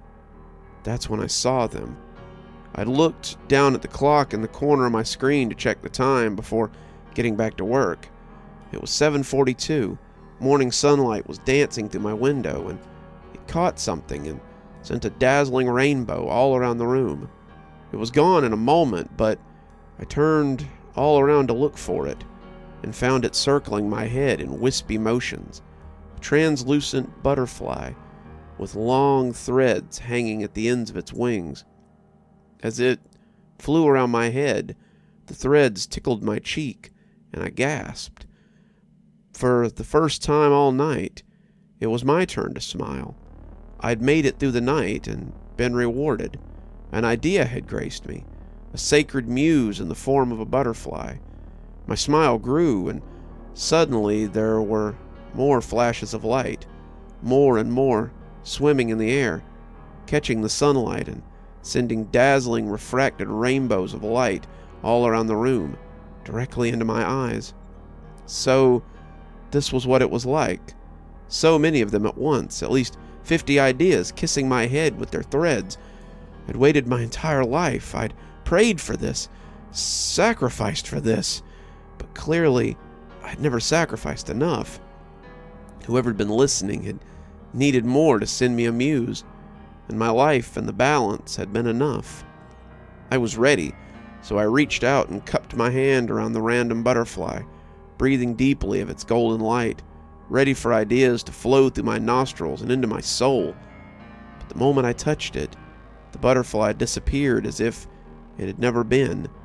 I sat back, shocked, then I inched my hands towards each other, ready to cup it and breathe it in, but it also disappeared as if it had never existed. I tried a third, and then, getting desperate, I tried to pluck a fourth out of the air. Both disappeared as soon as I touched them. Hot, heavy rage rose in my stomach. I plucked at another, and it was gone. I swung my head forward and tried to breathe in the group, but all I met was empty air. I slammed my hands together over a solitary tenth and opened them to find nothing but stinging red skin. Every time they disappeared in front of me, the butterflies would appear again in my peripheral vision, and they would multiply. Eventually, it became more detrimental to try to catch them, and I dropped into my chair and looked at my screen. By then, I could barely look at it for all the bright butterflies circling my head. But I had to. I hadn't forgotten who was out there, waiting in the shadows of the curtains I'd left drawn over the windows. I went on working like this for another 12 hours. I had to squint at my screen just to see, and I wrote and deleted more times than I could count. Eventually I started drifting off, and by 12 p.m. my eyes were screaming for a break, my bladder crying for relief, and my parched throat felt like it cracked with every breath. But I couldn't step outside the room until it was done. So I stood up and danced with the butterflies. I couldn't touch them, but at least dancing would show them I cared. I stumbled back and forth across the floor, falling into the vase I kept by my desk and sending it shattering to the carpet. I had an incredible deep shattering noise as pieces of porcelain rocketed across the room. My eyes must have grown as wide as the windows. At least that's how they felt to me, because it was perfect. It was perfect for my story. I rushed through the broken mess back to my desk and slammed myself into the seat. I pressed enter on the keyboard and started typing my next line. I wasn't exactly sure what the story was about, but I was certain this was the one. I opened my eyes and the butterflies were gone. I sat up straight, drawing in breath sharply as I looked at the clock. 12:07. I'd accidentally slept for 7 minutes. Incensed, I balled up my fists and hit myself in the head. Stupid. I had work to do. I had to stay awake. If I went for long enough without working, he would... I saw his eyes looking in through the cracked door and watched as his emotionless face erupted in a grin. "Quitting time?" he asked, poking a finger through the door. I pushed myself out of the side of my chair and fell tailbone first on the floor. "Don't worry, Nathan. I'm just checking on you. I heard that awful crash, and then there was silence. I was beginning to think something might have happened to you.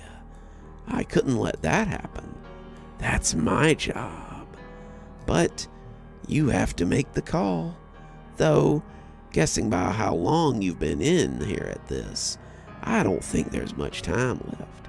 Maybe I should wait close by. He pushed the door the rest of the way open with his pointed finger and strolled into the room, crunching the remaining vase shards under his shoeless feet. He sat down on the bed, sat with his feet crossed like a child, and winked before the emotionless look returned to his face. I couldn't take it anymore. Promise or not, this wasn't the story I'd wanted. Suddenly I was aware of a bulge of car keys in my left pocket and the mass of my wallet in my right. In what felt like one movement, I stood, yanked the door open, and tore down the hall, down the steps, out the front door and into my car. I'd left my shoes, kicked off under the desk, but I didn't care. Couldn't even bring myself to look up to see if he was following me. I had put my car in reverse and backed out of the driveway as fast as I could. I nearly dropped the transmission out of the car, slamming it into drive. I made it to a hotel on the other side of town.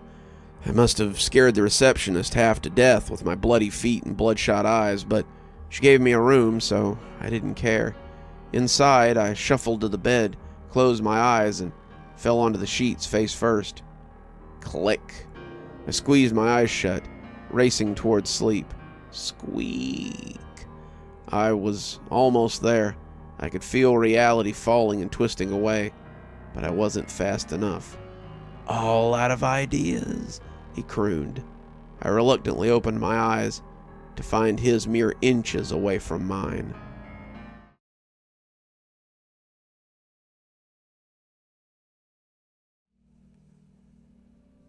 Hey, check this out, Emma shouts out. I sluggishly approach, understanding that we still had a lot of unpacking to do. Entering the bedroom, I saw my girlfriend looking at our closet with a gaze of wonderment. I smiled, knowing that she had wanted more space for her clothes when we decided to move. The closer I got to Emma, the more I realized she wasn't looking directly into the closet, though. Her head was tilted upward. What are you looking at? I asked, with a slight chuckle in my voice. I crept up behind her and embraced her, pushing her hair aside as I applied a delicate kiss to her neck. She remained quiet for a few seconds as her stare didn't give. She raised an arm and pointed up towards the ceiling in the closet. My eyes carefully followed her direction as I locked in on what she'd been staring at. It was pure darkness, some void of emptiness that hovered above in the closet.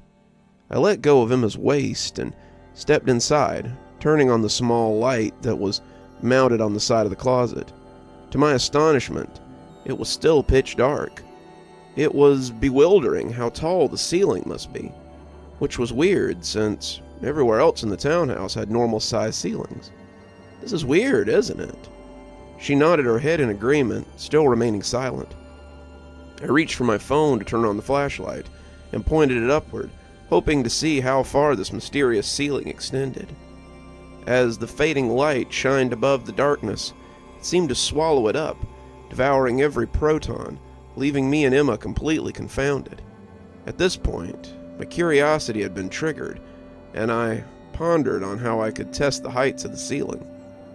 I could hear Emma walking away, seemingly already bored with the mystery that laid out before us. We moved to this new home, leaving behind a brutal past that both Emma and I were better off leaving behind. I guess mainly it was Emma who was. She had a, let's say, not so friendly ex. His name was Jake, and he was borderline stalking her. I constantly reassured Emma that I was here to protect her, that I wouldn't let anything happen to her. I even bought a gun, something that made me feel uncomfortable, but she was worth the uncomfort. She pleaded for us to move to a new city, to get away from him, which I didn't mind. I loved her after all, and my kind of job allowed me the luxury of working from home. So I agreed. We both deleted our social media accounts and decided to start new, an adventure shared between the both of us. Now, we found ourselves in this new home, with a bizarre closet. For the next few days, we did all of our unpacking, and Emma seemed to lose interest in the mysterious closet, though the mystery stayed at the forefront of my mind. I found myself constantly bringing it up, and after a while she would just roll her eyes at me. I think I was annoying her, but every day when I had a bit of time, I would try to find a new method to see how endless the endless closet really was. I grabbed a broom and a ladder. I jabbed at it into the air to see if it would hit anything. I used a tape measure, extending it out as far as it would go to hopefully find that it hit something. But it didn't. I scratched my head over and over, wanting to know what the heck this thing was. I grabbed a baseball bat and readied myself. I'm not the best at sports, but I did play a little softball when I was a kid. I took my stance and cautiously aimed upward. With all my strength, I flung a small ball up in the air. "Watch out, everyone, it's Tom Brady," my girlfriend said from behind me. I turned to her quickly, a bit startled, and then raised my pointer finger up to my lips, suggesting for her to be quiet. "Shh. And Tom Brady doesn't play baseball. He's I promptly stopped, though, when I realized the ball hadn't come back down. Emma just looked at me with befuddlement. "What?" she asked. "The ball didn't come back down." "Huh. Well, don't go get an extension ladder and try to climb up there. You might get stuck too."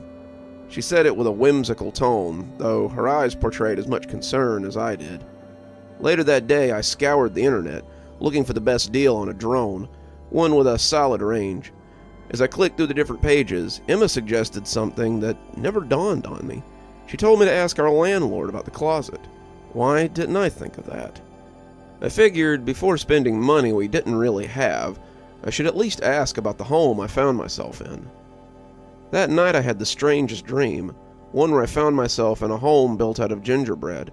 I was lost in what seemed to be an endless loop of corridors, the walls gruesomely crumbling apart as I walked past. Turning corner after corner, I endlessly searched for a way out, as the scent of fresh gingerbread penetrated my nostrils. I could feel my panic morph into trepidation as I began to run faster and faster, wanting to escape because, by this point, I didn't feel alone anymore. I felt like someone was in here with me. I could make out the subtle hints of footsteps, usually one, like someone was limping.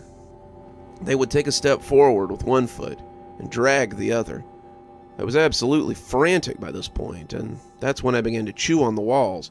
I was trying to eat my way out of this horrid place. I chomped and grinded with all the muscles I had in my jaw, the sound of gingerbread crunching underneath the pressure of my bite, inundating the air as my heartbeat accelerated. I closed my eyes, not wanting to see whatever was causing those devilish footsteps. Ugh! That's when the most dreadful scream woke me up. I rapidly came to my senses and realized it was Emma. She was still asleep.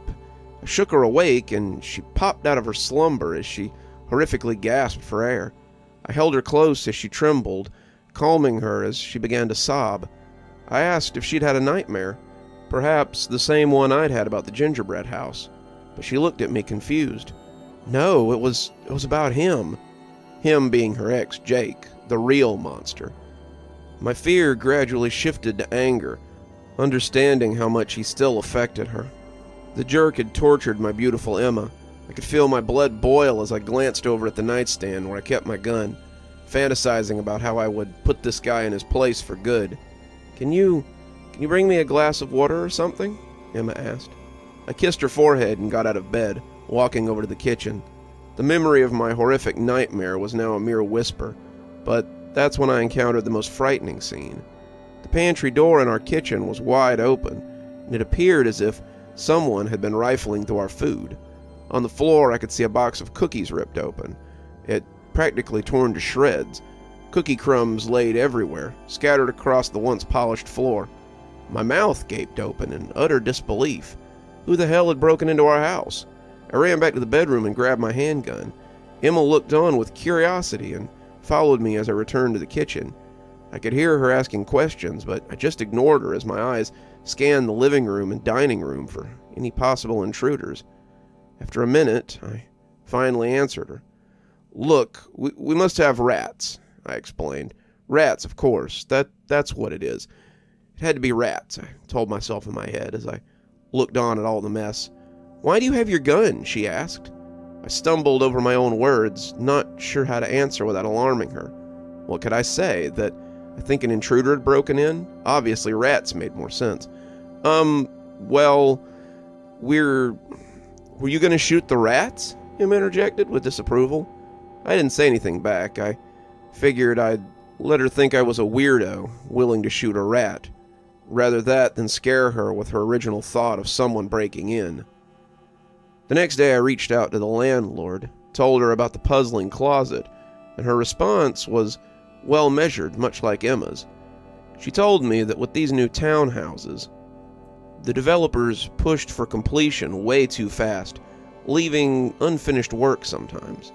She said that they probably had overlooked certain areas of the home, that they just missed building the ceiling to the closet, and the endless void I was seeing was merely a vacant crevice in the house, reaching up to the attic. This made sense, since our master bedroom was on the first floor, and the house had 2 stories. I hung up with the resolve that I was just overreaching in my mind, creating a conspiracy when in reality there was none. I didn't even bother explaining it to Emma, nor did she seem to care. She continued having nightmares about her ex, and all I could do was hold her each night when she'd wake up screaming. Luckily, the landlord scheduled for people to come out and fix the ceiling in a few weeks, something I was looking forward to. I was tired of seeing this dark void whenever I went to the closet to get something. As the days passed, I did my best not to think so much about the closet, instead diving into my work, since I had fallen a bit behind, spending so much time obsessing over the endless ceiling. Emma seemed to be adjusting well. She was constantly in a good mood. I could tell how much ease she was in, seeing how often she would smile and go about her daily tasks. Though at night, she would suffer from her dreaded dreams, ill-fated memories of that monster. I too continued having nightmares, almost the same ones. Sometimes different variations of the same dream, but the premise was always the same. Me lost in some horrid world made of gingerbread with those disgusting footprints following close, the sound of one step colliding onto the pavement and the other hideously sliding behind. I was always drenched in sweat in the morning, but things seemed to be getting better. Neither of us were going to let the dreams conquer our reality. We both knew it wasn't real, and perhaps we were just acclimating ourselves to a new environment. The only real issue we continued to have wasn't in the dream world. No, it was rats. They seemed to be continuing to scurry through our food in the pantry, always eating cookies or crackers. I set up traps to catch the rascals in spite of Emma's protest, which was a bit annoying, seeing as she wanted them gone but didn't want to hurt them. I felt it was a bit of an oxymoron, but whatever. Lucky for her, my traps never caught any of the demonic little critters. It's like they knew to avoid them. It made me giggle thinking of these rats tiptoeing around the traps like some animated mouse cartoon from the 1950s. We were constantly restocking our cookie boxes, and why not keep them in a jar or something to stop the nocturnal pests from taking them? Well, we love cookies. Both me and Emma don't like the way they taste when they've been sitting for too long in one of those jars. After a month, the ceiling was still not repaired, and every time I reached out to the landlord, she came up with a new excuse of why they couldn't come out. I even offered to hire someone to fix it myself, and that was apparently against our lease agreement. By this time, the one-time mystery that had consumed me no longer even tingled in my thoughts. I just accepted the darkness above as something mundane, and eventually it became normal, along with those lingering rats. We learned to buy enough cookies, we sort of adopted the rodents as pets, so in our minds we were a home of many, all cookie enthusiasts. Emma even joked and said maybe it wasn't rats eating our delicious treats, but rather Cookie Monster himself. It was nice to see her in such high spirits. Her smile always brought a level of warmth to my heart that couldn't be described by words. Her laughter was the most divine music my ears had ever heard. Her night terrors even stopped, much to my relief, since I always felt sleep-deprived after waking up each night to comfort her. Though my own dreams persisted, I never could escape that dreadful labyrinth of gingerbread, and any time the grotesque footsteps would catch up to me, I would awake. This was just life, and it was perfectly fine. Me and the love of my life only grew closer as the months passed. We even contemplated the idea of starting a family. I put my gun away and our family safe, no longer feeling as if I needed it to be within arm's reach. The neighborhood we lived in was perfectly safe. Our neighbors waved at us whenever we revealed ourselves to the world, and it was different than before. We came from a big city where you could be surrounded by millions to only feel like you're the only one alive. But here, everyone was a friend. We invited over one of our neighbors for a dinner party, Juan and Sarah. They were a fun couple, and it was clear that Sarah wore the pants in the family, as she would constantly talk over her husband.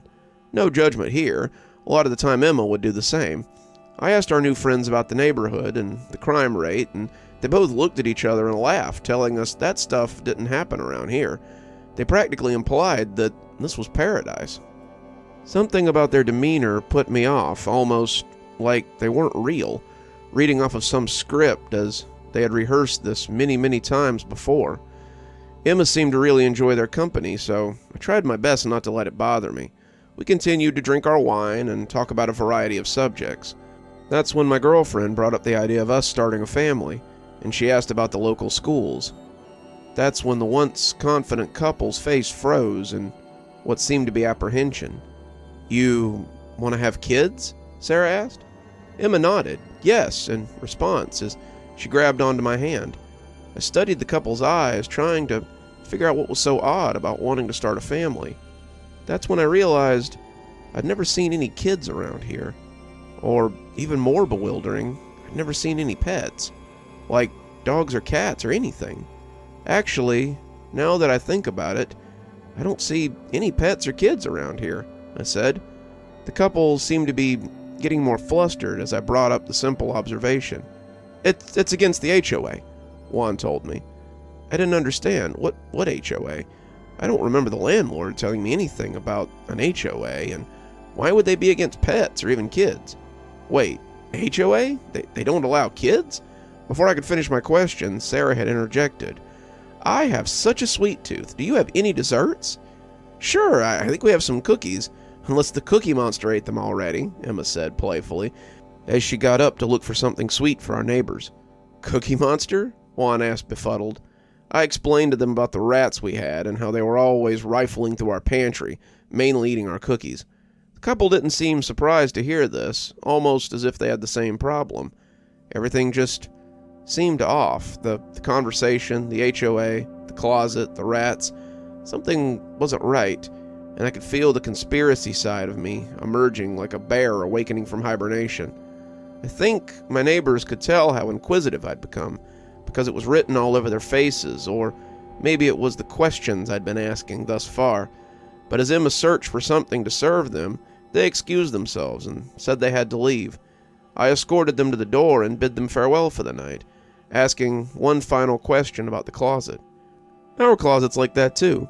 Around here, they all are," Juan said with a dreaded look on his face as he walked away. The next day I decided to do a little research. I went online looking for any clues about how this community was built. Quickly, I found the developer's name, some hotshot real estate mogul who lived in another country.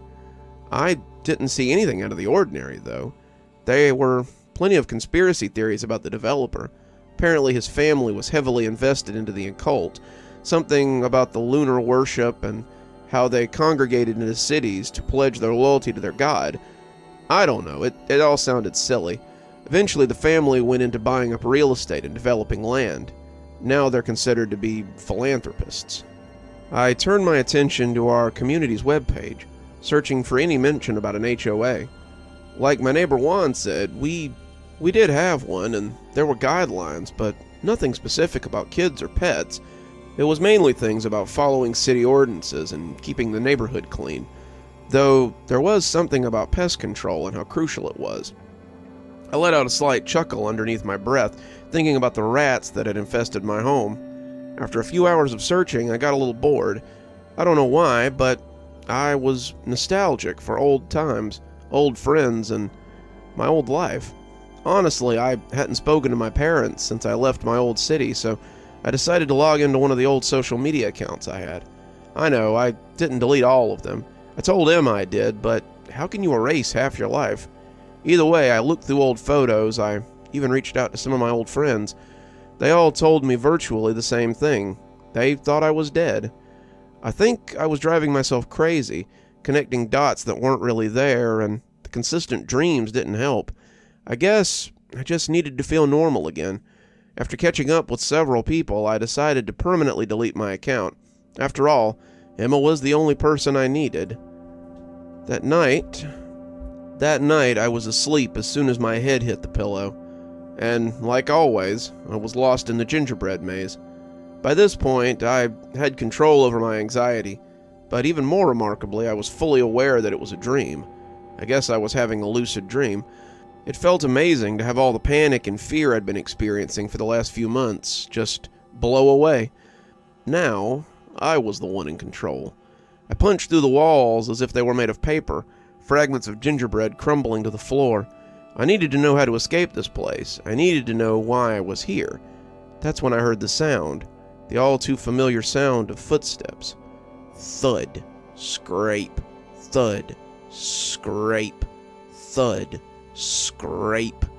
I have to admit, even though I was fully in control of this dream, the sound of those ponderous footsteps stopped me in my tracks. As usual, the sounds were getting closer, but I swallowed my trepidation and clenched my fist, building up my courage to face this monster. I started walking towards the sounds, building up speed as my pace quickened, and to my astonishment, the footsteps stopped, perhaps bewildered that I was approaching it.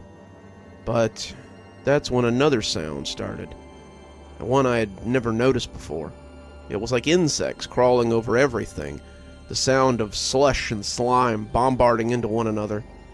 It was awful and unsettling, but I continued walking towards it, and soon there it was, the demon that had been chasing me. I couldn't really see it, but what I could make out was how massive the beast was. It was hunched over, doing something, and that's when I realized those sounds weren't insects. It was the devil eating something. Crunch, crunch, crunch. That's when I woke up. I promptly sat up out of bed, gasping for air. I felt the room spinning as I gathered myself. I turned to Emma, but she was peacefully sleeping. I sighed out in relief and was ready to lay back down until I heard noises coming from the kitchen. It was the rats. I was finally awake to see the damn things. I got out of bed and made my way to the kitchen with stealthy feet, not wanting to make any noise and scare them away. As I got closer, I realized I wasn't sure what I was going to do with them when I caught them. Was I going to kill them? I had actually grown a bit close to the idea of them. The nearer I got to the kitchen, I saw the light was on. Rats turn the lights on? I asked softly. The noises only intensified as the warm kitchen light soon bathed me in its glow. That's when I froze in utter terror. It wasn't rats eating cookies. My blood ran cold and my skin crawled. My mind must have been racing 1,000,000 miles an hour. I didn't know what to do. "Jake, what the hell are you doing here?" I said.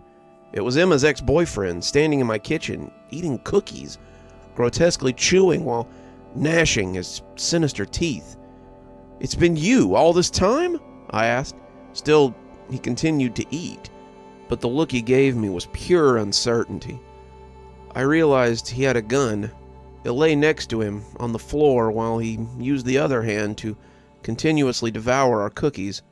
In the moment, I felt my fear overcome me, and my limbs became dormant. The power that I'd had mere moments ago in my dream had dissolved into a mush of uncertainty as I used the few seconds I had to come up with some grand plan. "Where is she?" Jake asked. He had raised the gun and pointed it at me, malice protruding from his horrid face. This is what the dreams were about. This moment, building up courage, not running away like we did before. No, this time I was going to stop him from hurting Emma. I clenched my fist tightly, my knuckles practically bursting through my skin, my anger escalating. I didn't have a plan. I wasn't going to yell for help.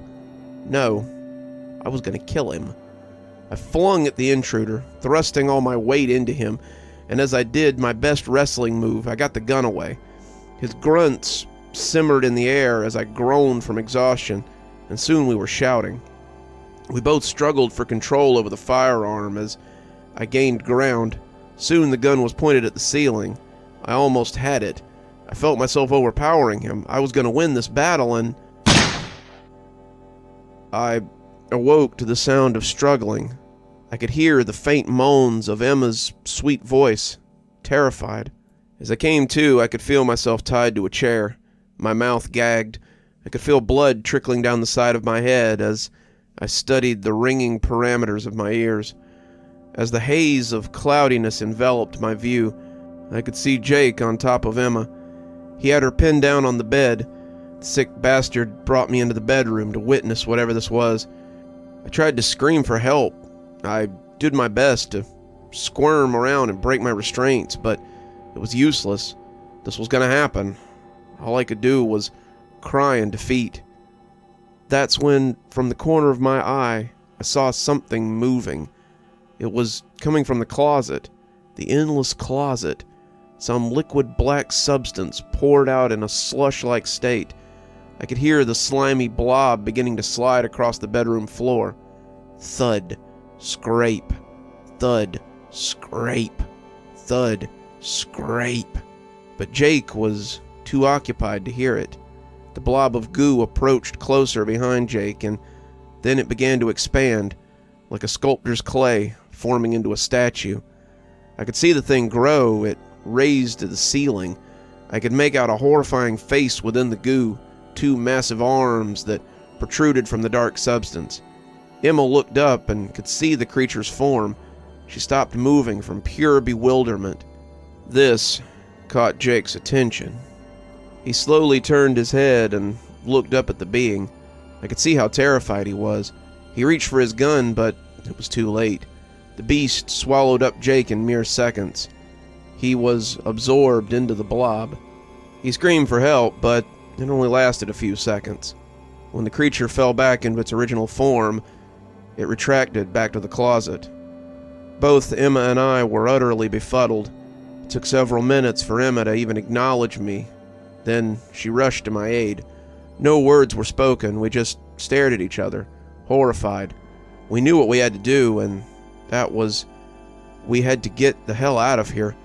Both of us still in our night clothes, we rushed for the door, not bothering to get anything. I just grabbed my keys. To our astonishment, outside was all of our neighbors, standing together in the front yard, all quiet, just looking at us. I could see Juan in the middle of the group, standing next to Sarah. "I see you met our HOA," Juan told us. I didn't have time for whatever the hell this was. Emma and I stormed past everyone, shoving people out of the way as we walked over to the car. I swiftly turned on the vehicle and burned rubber out of there, leaving the hellscape of a place. Emma sat quietly, still in shock for the whole event, and I reached out to grab her leg. She was ice cold. As I turned the corner, I realized I was going in circles. How was this possible? I could feel my anxiety return as I put more pressure on the accelerator. No matter where I turned, it was just a circle. I looked up at the welcome sign to our community.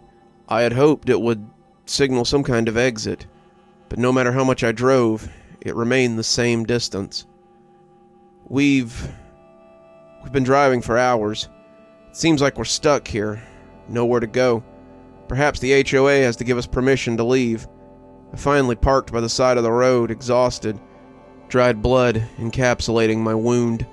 Emma's passed out next to me. She still feels cold, and all I can do is sob as I stare up at the welcome sign.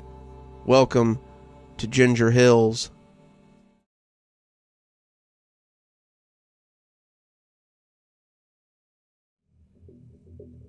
I haven't seen my friend in a year. Her blog just updated. Here's what it says. Wednesday, the 16th of March, 2022. Last night, Robert didn't come back. Jake did, but he hasn't said a word. After questioning and begging him to tell us where Robert was, Janine started screaming. She turned hysterical. I intervened when she grabbed his collar and started shaking him. I told her that maybe he needed some time. She stormed back to her room and sobbed there for maybe an hour. I left Jake alone, hoping he would gather himself and come around. Before he could, Janine came back, screaming at him once again. Still no response. All he'd been doing was sitting at the dining table, staring at the wall. Sometimes he would sob and sniffle. Janine's renewed fury didn't seem to change that at all. That's when Janine grabbed a knife. She threatened him in a cold and strangled voice. He just stared ahead. She started shrieking and slamming the knife into the table, close to his hand. When I saw her raise the knife again, I turned in to grab her around the wrist, but she knocked me to the floor. When I got up, she was standing there, panting. The knife was lodged 3 inches deep into Jake's shoulder. He hadn't made a sound, hadn't moved an inch in his seat. He just turned and stared at her with a distant gaze in his tear-stained face. She stopped then, her face scrunched up as she cried once more, then fled back to her room, leaving the knife in his shoulder. I'm not entirely sure why I'm writing this. There's been no internet connection here. Maybe it's just to manage the fear before we set out, make some sense of what's happening. Maybe it's so I have some notes to refer to when we reach the police. Maybe it's to leave something behind if we don't make it. I'm finding it hard to believe I just wrote that sentence. I hope I'll read this entry again someday and laugh at it. We arrived here, Marina Lodge in East Giplin's, Victoria, on Saturday evening. We've been here for 3 full days. Today is the 4th morning. Janine's been my best friend since high school. Robert was her latest boyfriend she'd made at college. They wanted to come out here for a bit to get some nature, a little bit of a break from society, and invited me along. Jake was Robert's friend. Maybe they thought Robert and I would make a cute pair. I'm not sure. He's alright. Was alright. The drive up here from Melbourne was fine. We conversed about everything. Hobbies, movies, politics. Nothing dramatic. I usually sleep on these long drives, but Robert was good at keeping up a conversation, and he was pretty funny. I could see why Janine liked him. We turned off the highway through a small town. I think it was Derby. We didn't stop there. We just drove through and, shortly after, turned off onto a dirt road into the forest. There had been a small sign with Marina Lodge on it, indicating the turnoff. We couldn't have driven for 10 minutes on that road before we reached the lodge. No one greeted us. An envelope was laying on the front doormat with keys and a welcome letter. The letter had a standard list of rules to follow and a number to contact management if we needed them. Fire restrictions and warnings were all low. It had been a wet autumn the week before we arrived. We unpacked the car. There were 6 bedrooms to choose from. Janine and Robert took the one closest to the bathroom. I picked the one closest to the stairs on the opposite end, and Jake took the room 2 doors down from me. Janine and Robert made dinner. We'd come to stay for a week, but we didn't bring a lot of food. Figured we'd just do some grocery shopping at Derby when we needed. Probably find a local pub to dine at a couple of nights. After dinner, we played one of those spill your secrets or drink games. I don't remember anything all that embarrassing or revealing from the game. None of us got drunk. Then we went to bed. I even remember feeling a little bored. First thing we noticed in the morning was the car was missing.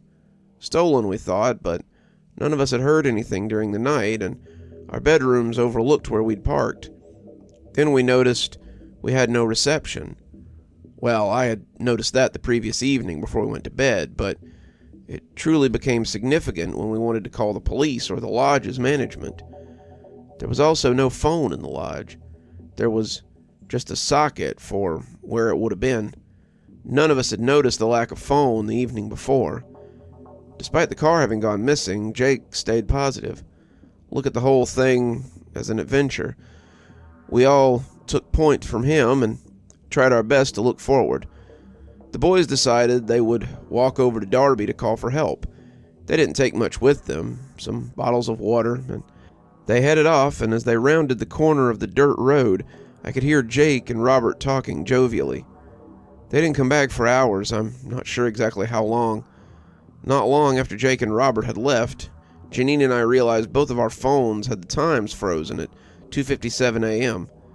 The microwave time was stuck at 2:53 a.m.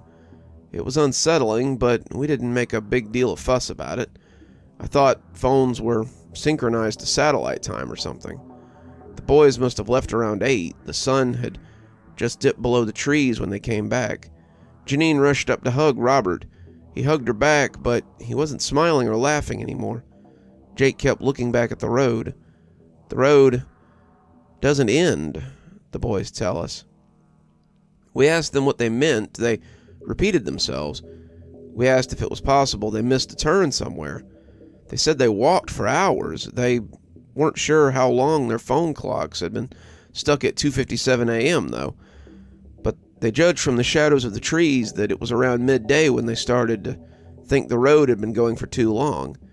They turned around and looked for the turnoff they had missed. Eventually, they found themselves back at the lodge. It was a sullen night. I heard Janine and Robert arguing a little at some point. I stayed in my room. I don't know what Jake was doing. The next morning, Jake and Robert got ready to do it again.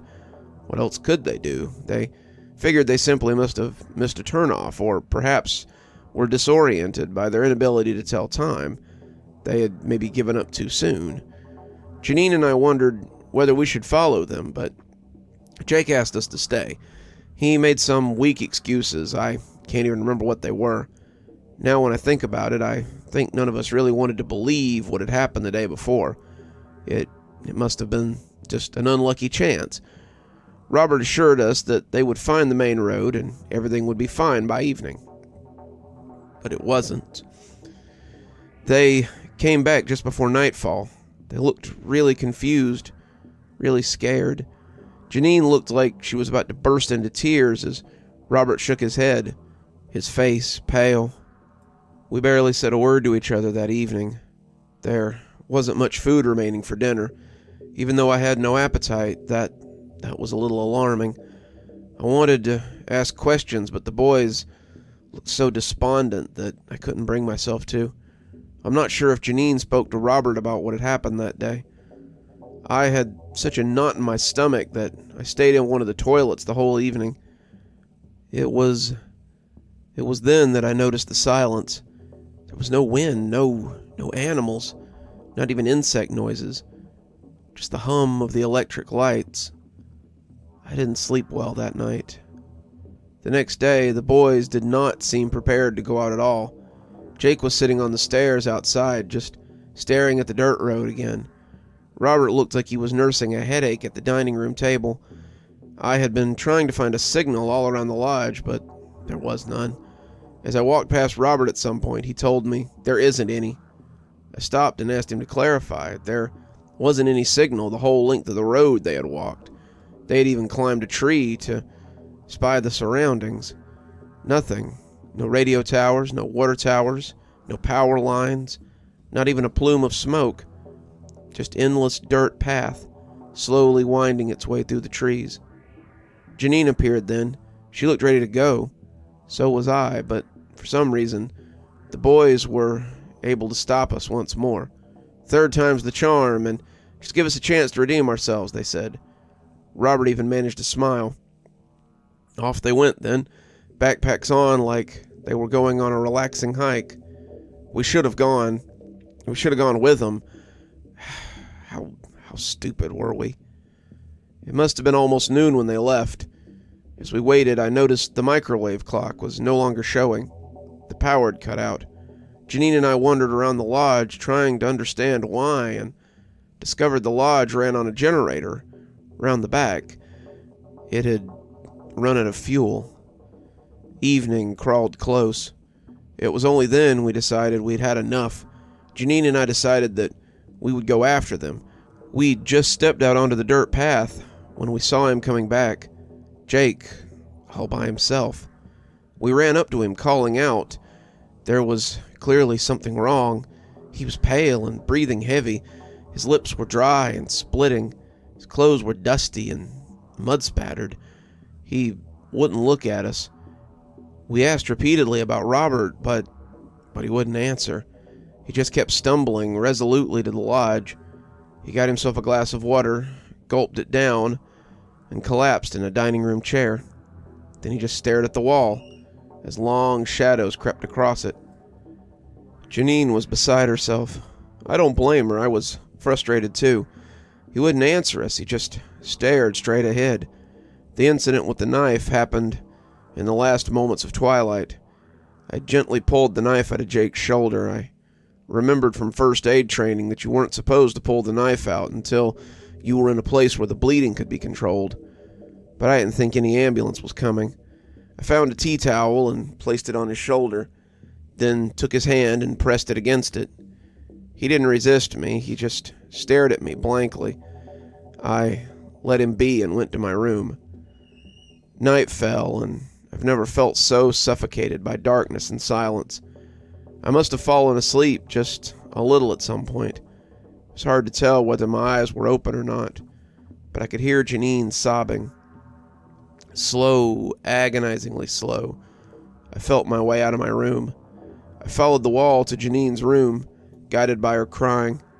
I knocked gently and whispered to announce my presence.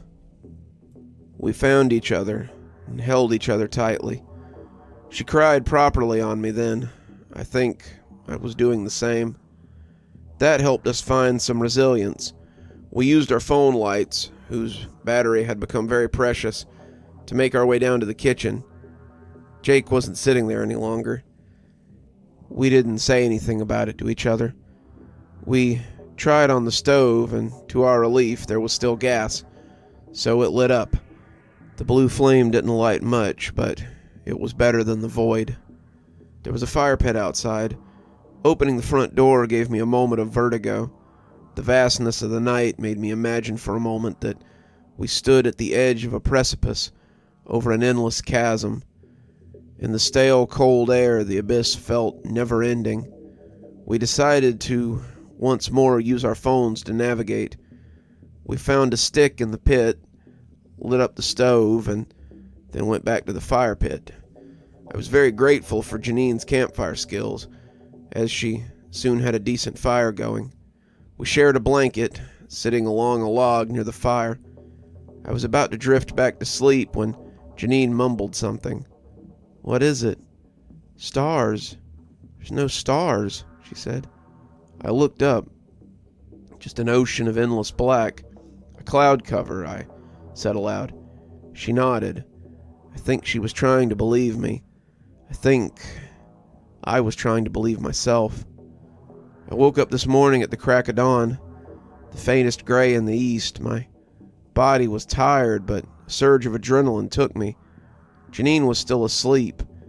I went in and found Jake in his room, curled up on a bed. I packed everything I think we'd need in a couple of backpacks we brought. It wasn't much.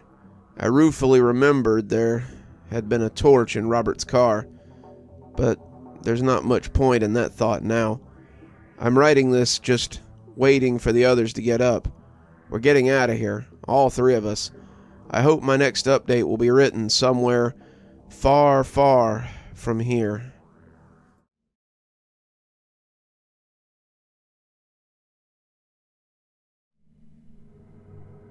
I remember looking over at Megan and thinking, it's hard to imagine the abyss is just on the other side of her. We had escaped the humid bayous and casual murders of Houston and hightailed it to Colorado. It had become something of an annual tradition, a weed pilgrimage to Mecca in the mountains. Our yearly foray into real wintry cold had always revived the life within us. Even the gorgeous red of her Irish hair seemed to glint brighter in the deafening quiet of the white world. I didn't deserve her. No false humility here. She was truly better than I was, on a cellular level. Megan had been through unimaginable horrors, hellish trials that left traumatic scars she only showed to those lucky enough to bask in her glow. And yet, somehow, it's like she was able to just rebound the cruelty of the world right off of her, sending her own kindness reverberating along with it. The angrier you got, the calmer she grew. Gnash her teeth in a temper tantrum, and she'd find a deeper level of kindness. It wasn't that plastic falsity so many people possess with their feeble masks. It always rang true. Not me. I absorbed every blow the world dealt me. It warped and twisted and blackened me. I was the very definition of rot. But dying flowers still seek out sunshine. And that was Megan. I'm not a good man. Bungling the time had been a far worse mistake than I anticipated.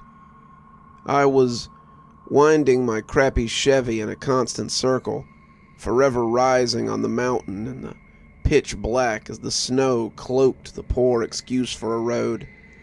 I just had to push the envelope and have us stay at the top of the damn mountain. I was half stoned and completely terrified, but the feel of Megan's hand on my thigh gave me a boost of confidence. I always kept fighting through the fear, exhaustion, and endless losses for her. One harrowing journey later, I finally exhaled as we crested into the glacial valley atop the mountain. A few dozen missed turns through the endless world later, we'd arrived. The cabin was as picturesque in reality as it had been on the website. It all seemed too good to be true looking back. I should have realized if it smelled like rotting, there's probably a corpse in there somewhere. I was an ardent bargain hunter, but this deal was mind-blowing. I should have been suspicious. The prize, the quality, the nearly barren website with the obscure URL. But I remembered something about gift horses and teeth.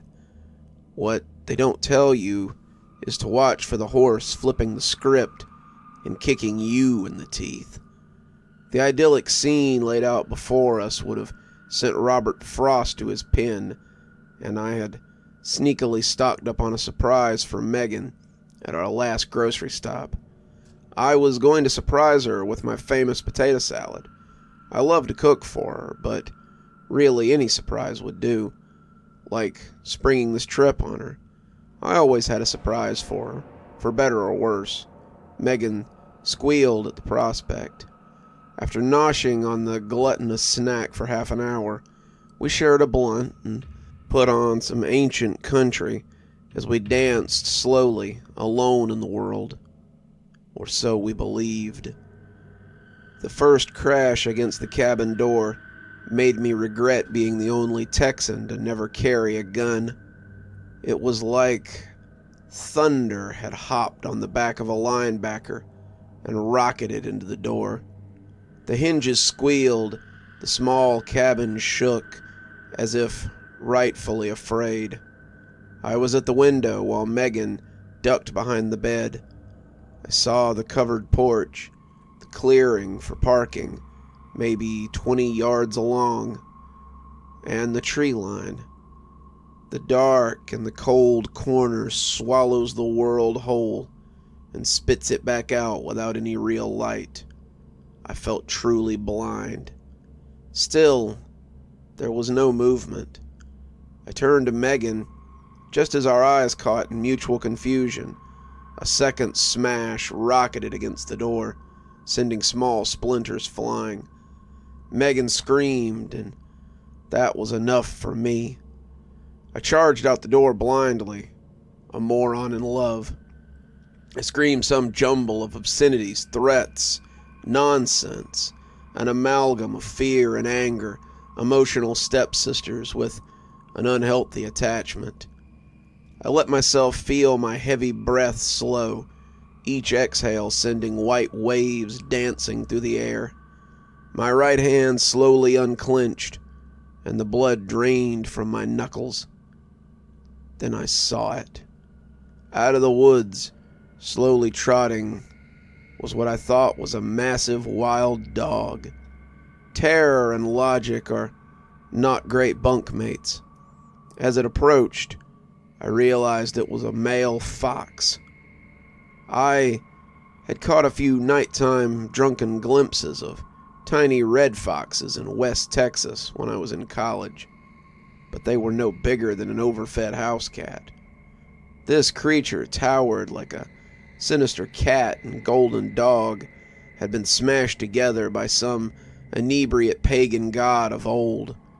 Its trot was lackadaisical, as if it were merely out window shopping, but he kept his eyes fixed on me, stopping 5 yards short of my frozen figure. The fox was the size of a Rottweiler, and dropped on its hind legs and cocked its head quizzically. It began a low, short whine and wore a visage that seemed to say, "I don't want to rip you apart, but it wouldn't be that hard." I slowly backed up. When I saw the fox didn't move, and I was close enough, I made a run for it. Luckily, Megan and I were simpatico enough for her to throw the door open, and I slammed in just in time. We both sank to the floor with our backs against the door. The words hadn't even escaped my lips before we were both sent flying by a crash against the portal. Diving behind the bed, we watched as the door cartoonishly stretched with each attack, never giving way, like an unbreakable barrier holding back the night. Between each crash, the fox whines grew louder. "I'm gonna try something," I whispered to Megan. "Pappy, no, no," Megan begged, trying futilely to grab my hand and hold me in place. Somewhere inside, I think she knew I was forever destined to plunge ahead stupidly. Snatching the pot full of the remaining potato salad, I tore the door open and flung the food out. "Here, eat, you little interloper." I thought maybe I'd set it back on its heels, but the fox wandered into view, cocked its head further, and sent chills down my spine. It examined the pot and began voraciously eating. It stopped eating abruptly and bounded off in a blur into the forest, out of sight. We decided to risk the bears and the other denizens of the night, and left the potato salad outside and hunkered down. The slamming stopped. Everything was quiet once more. Megan and I cuddled in bed, her downing some shrooms and blazing through a blunt to calm her nerves, me downing a few beers, both of us debating whether a fox could have done all that. And why didn't the door give? Cuddled under so many warm blankets, we both passed out. I was on my feet at the first crash, though. Peering from the window, I saw the massive fox trotting from the tree line. My jaw nearly dropped as I called a silently sobbing Megan over. I offered some comfort, but something inside me said she had to see what I was seeing, like I was privy to something supernatural, secluded to this fixed point of space and time. I wanted to share it with someone I loved. Megan gasped when she joined me at the window. "He brought his girlfriend. Your potato salad really is that good."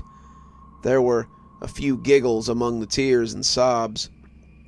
Seeming to almost levitate as she swayed, a vixen half his size followed in tow towards the pot. She shimmered silver light with each lithe sachet. I don't have the words to describe how lovely she was. It hurt to look at her, but I couldn't look away. She was elegant and dainty, but exuded something powerful and ethereal. She didn't need quizzical looks and sighs to make me afraid. We stood safely behind the window, hand in hand, watching the lovers feast on my potato salad. When they were sated, they slowly wandered back to the woods. The male turned back, I swear, with a rueful and pitying look on his face. The vixen never did. The door immediately began smashing without cessation, sending a shrieking Megan diving. 100, 1,000, 1,000,000 times louder, with more force and violence than ever before. In my panic, I just stood paralyzed, feeling the blood drain from my face as I tried to understand the horror before me. A beast was flailing and roaring in circles a few feet from the door, 10 feet tall, the head and antlers of a deer adorned with what looked like the skeleton of a bear. Flesh and fur and sinew hung randomly from rib cage, arm, and leg. Long, bony hooked claws dragged and sparked against the hard earth. The abomination wailed up at the moon. It looked at me with enormous empty black eyes and slammed against the door impossibly fast. Megan was praying, Mary and Joseph and all that gang, and I just rocked back and forth on the floor of what was supposed to be a little slice of paradise. Suddenly, there was silence. I just caught the curved spine of the freakish nightmare slipping into the trees, and I went and comforted a hysterical Megan. Our phones refused to find service, no matter how hard we begged, and being children of the city, we had come ill-prepared. I have no intention of painting myself any calmer. My insides were liquid, and my heart was somewhere in my shoes. I was simply too afraid to make noise. The left leg of my pants felt warm and wet. Embarrassment had begun to set in when the slamming started again. This time it wasn't as hard, but more like a rapid machine gun fire, hitting different spots on the door. Something humanish stood at the tree line. It looked like the naked body of a man, but there was only a bloody, brutal mess where the genitals should be. Stark, naked, wearing the skull of some massive creature. The man was lifting a gnarled stick and screaming nonsense, each word punctuated by a slam against the door. It was only then in the deep dark that I realized what was hitting the door. The porch was littered with the obliterated corpses of starlings, swallows, hawks, 24 other birds I couldn't identify. Each swoosh of the staff, every pagan utterance, sent a kamikaze bird to its doom in rapid succession. Finally, the frenetic casting stopped. Ripping off the skull mask, I could see a bearded man beneath it, his nose and eyes missing, and blood and pus dripping and flowing indiscriminately. Like a petulant child, he leaned forward, put his hands behind him, and screamed, "Hungry!" over and over and over, before swiftly stalking into the woods. I spent the next 30 minutes convincing Megan this was all real, and not the manifestation of a shroom trip gone terribly awry. Honestly, I could hardly convince myself. My attempts were disputed by a slam against the door, a pause for a few seconds, and a similar but smaller one, like someone bouncing 2 different-sized basketballs against the portal. The adrenaline was beginning to burn into me and steal away my energy. I felt like passing out and began only thinking of my own fears. I dragged myself to the window as Megan buried herself under the covers and tried to force the world away. Out of the woods wandered a bear that had to be at least 8 feet tall. Next to him was a woodsman, decked out as though he had started his shift felling lumber 100 years ago. The bear laid in front of the man with a rusted saw. The lumberjack began sawing the bear's head off, meeting no resistance or protestation. When his wicked work was done, he tucked the bear's head under his arm and knelt down. My knees began snapping together like old bones dancing in a 90s kids' Halloween CD as the headless corpse of the bear rose and used its claws to cut through the back of the lumberjack's neck, severing and separating his head. The headless corpses rose in sick unison, sauntering over to the door, and took turns throwing each other's respectable heads against the door. Bang, pause, smaller bang, over and over and over. I rocked and smelled urine and tried not to beg for my mother as I listened to the heads rebounding time and time again against the door. It was only when the equally eerie silence came that I realized Megan was unconscious. I snapped back to reality and prayed to anyone who would listen that she hadn't killed herself. I mostly didn't want to be alone. An Ambien bottle was next to her. I wasn't sure how much she had brought, but it didn't seem like many were missing. She breathed comfortably and snored. I wasn't sure of anything, but I crossed my fingers that she had just taken enough to knock herself out from this hellscape. I didn't wait for the smashing to return. I walked into the frigid air, feeling the piss in my jeans freeze, and called to the tree line. "Who are you? What do you want?" Without warning, at least 50 people, all wearing black robes, various animal skulls for masks, appeared at the edge of the clearing. Some were adorned with antlers. Some were painted in what looked like blood. Some were covered in what looked like mud or shit, or both. So many had their robes open, flowing in the wind, revealing mutilated bodies, missing and bloody genitalia, strange symbols of animals in the forest carved on the foreheads and legs. None moved. Among them I caught glimpses of the hulking skeletal creature, the man with the staff, the headless lumberjack, the bear. The only movement and sound was the mournful howl of the wind. Then they came. I was nearly to Amarillo before he spoke. "Wife." "What?" I asked, ensuring I kept a respectful tone. "Not my girlfriend. My wife." "Oh, sorry," I muttered with as much sincerity as I could muster. My mind was elsewhere. All I could think about was them trotting out of the trees and seeing every sick knee bend and twisted head bow. I remembered seeing him change in the conversation, finding out what they wanted, learning it had to be given. Certain lines, physical, otherwise, in this world cannot be crossed by those who don't belong in it. I remember striking a deal. Fear got the best of me. I'm not a good man. I remember feeling the bile in my stomach rise as I dragged Megan's half-conscious body out of bed, watching her come out of a haze and realize the dark truth, hearing her beg me, profess her love. I remember dragging her out into the clearing and throwing her to them to save myself.